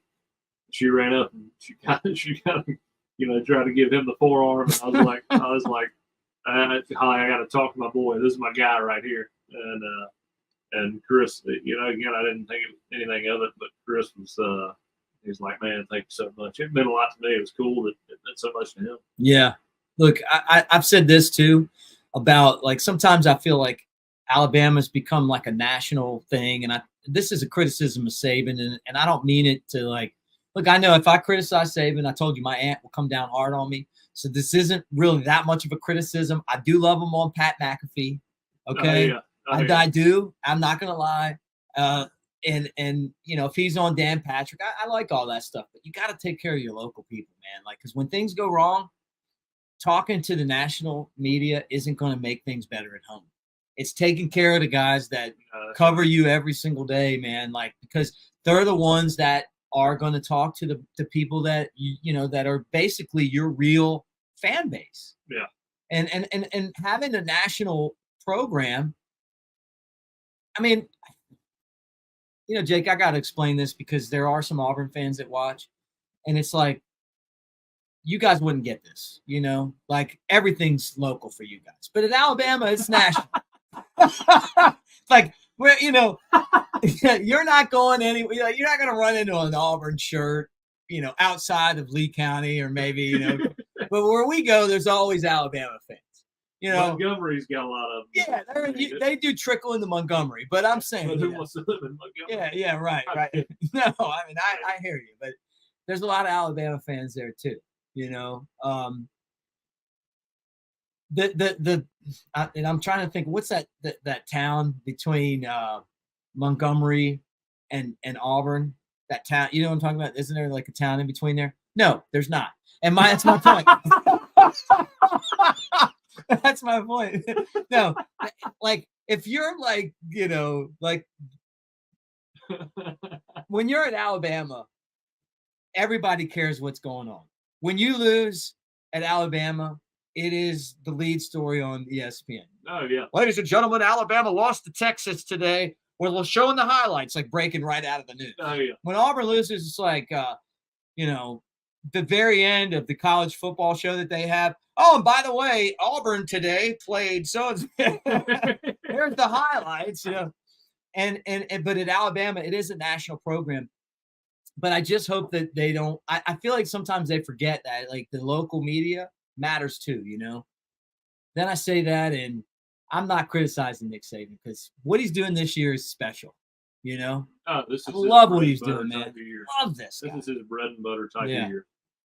You got a bunch of guys that haven't proven themselves that just are so hungry, and they're playing for each other. Turning the corner. Oh man, I mean, this is his dream type scenario, and it kind of makes you wonder if, like, South Florida was all part of the plan. Like, Maybe. we're going to go in here and win by 7 to 10 points.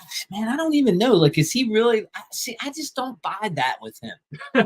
I think he wants to kick the crap out of everybody, but I just think that. Did you ever see that movie Unforgiven?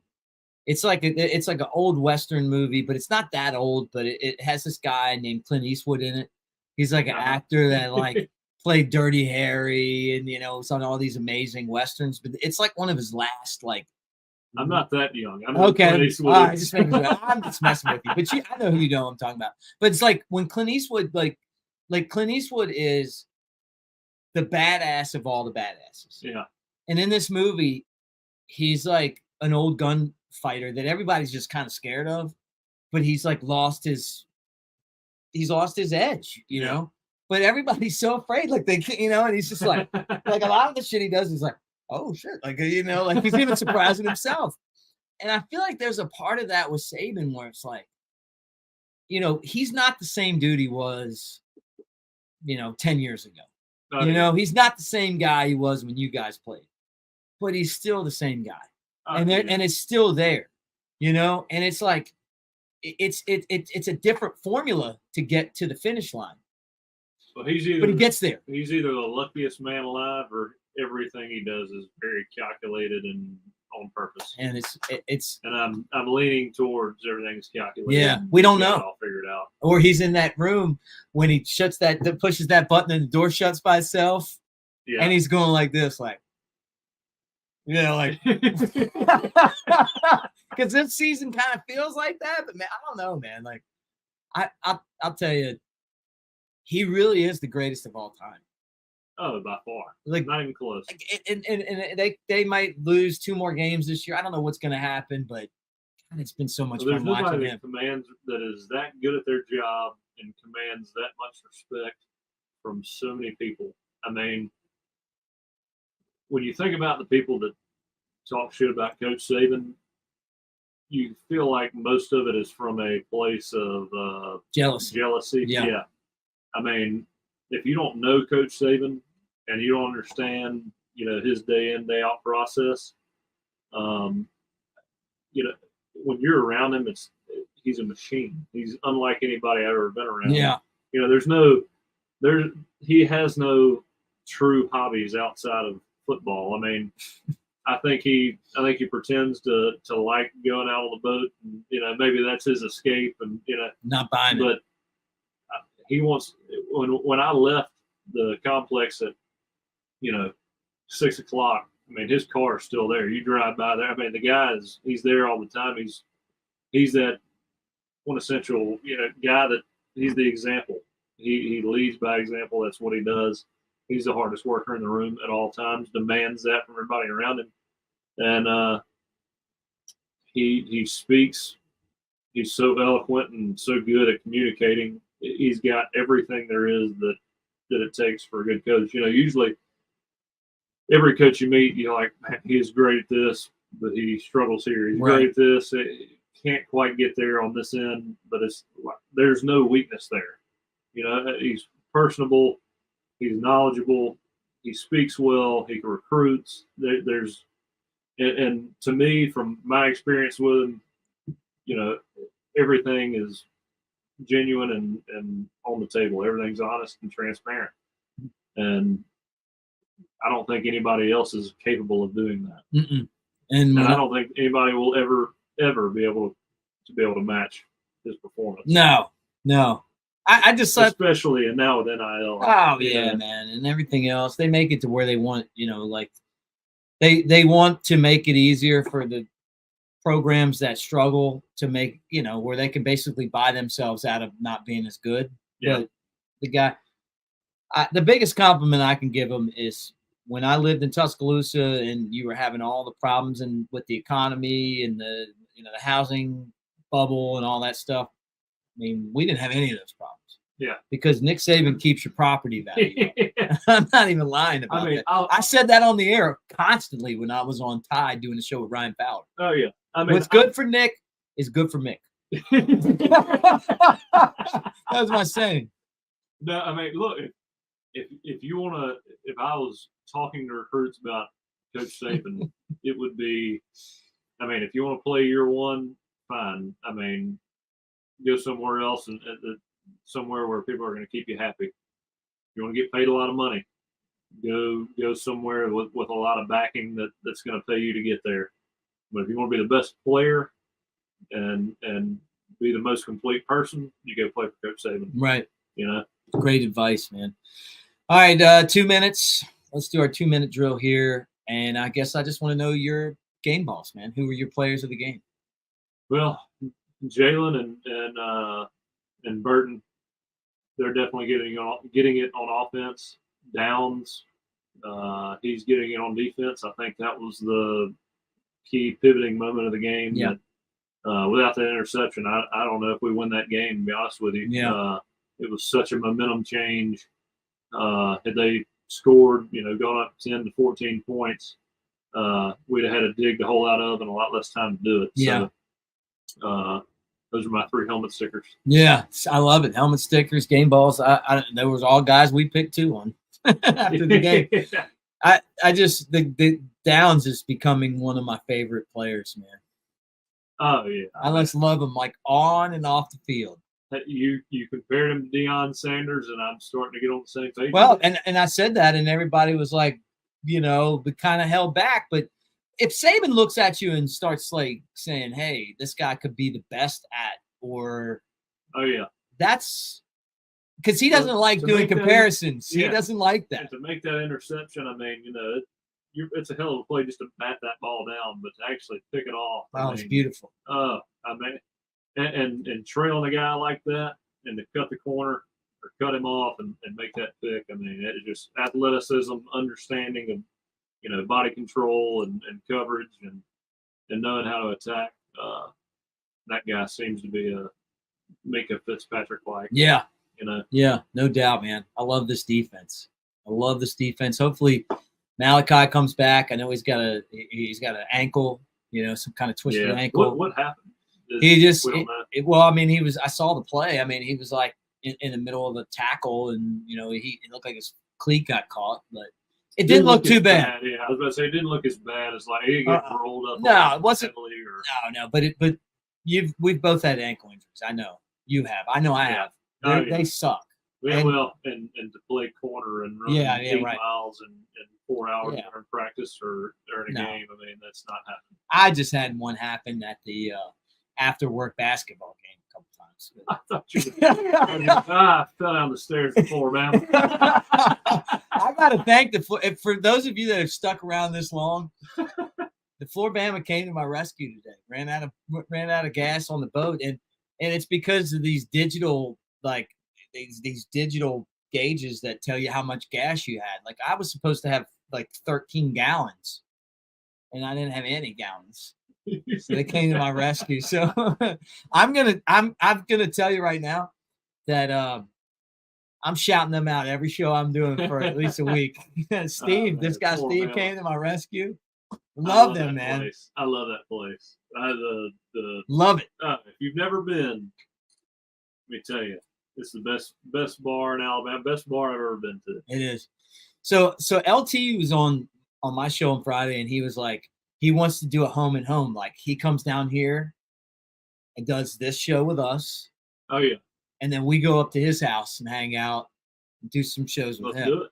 I said. He said he's got 12 TVs and a pool, and I'm like, oh, count me in. And then I know he's a good time. Oh yeah, he's a great dude.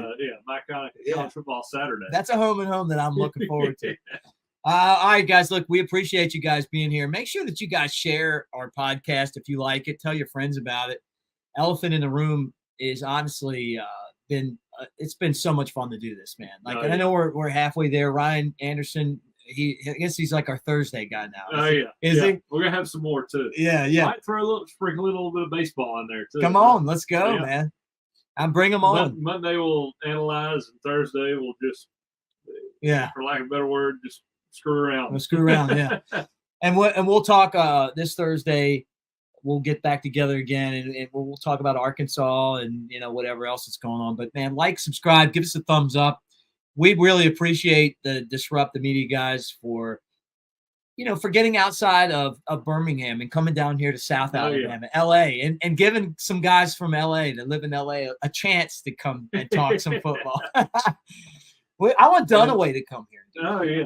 I'd like to get right in the studio. And for whoever's listening, throw in, if there's people you'd like to hear, or if you like certain guests, just let us know. Yeah. Hey, that's true too. And it's been so much fun, and we'll get back together again this week. But guys, thank you for being on our show. Show's brought to you by, again, my bookie, Lance's Lock and Manscaped. Love it. They sent me a package this week. Did you get it? Yeah, used it this morning. Okay. Great. Oh yeah, good stuff. Yeah. So I have to get Ryan one of those. Yeah, we got a Manscaped Ryan, but he's got the long beard. Yeah. We're clean shaven. Yeah, my beard wouldn't look like that. Have you ever done the mustache or the beard? No, I grow a Fu Manchu, and that's about it. Do you? So, yeah. I had a stash for a while. I liked it, but I was college. Was that no, like a couple months ago, and I mean, like so you still make bad decisions. Yeah, I still, everybody was like. But here's the thing about this is I guess this is like elephant in the room overtime now. Yeah. Like because everybody else is tuned out. The thing about mustaches, Jake, is that 9 out of 10 don't like it, but the 10th loves it.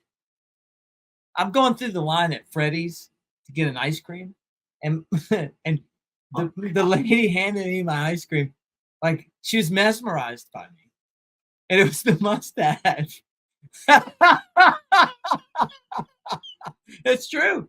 It's true. It's when you catch the right person with the mustache. Like I'm not Dale Senior, When you have a Tom mustache, you're about like that guy on the Vegas Strip asking for $20.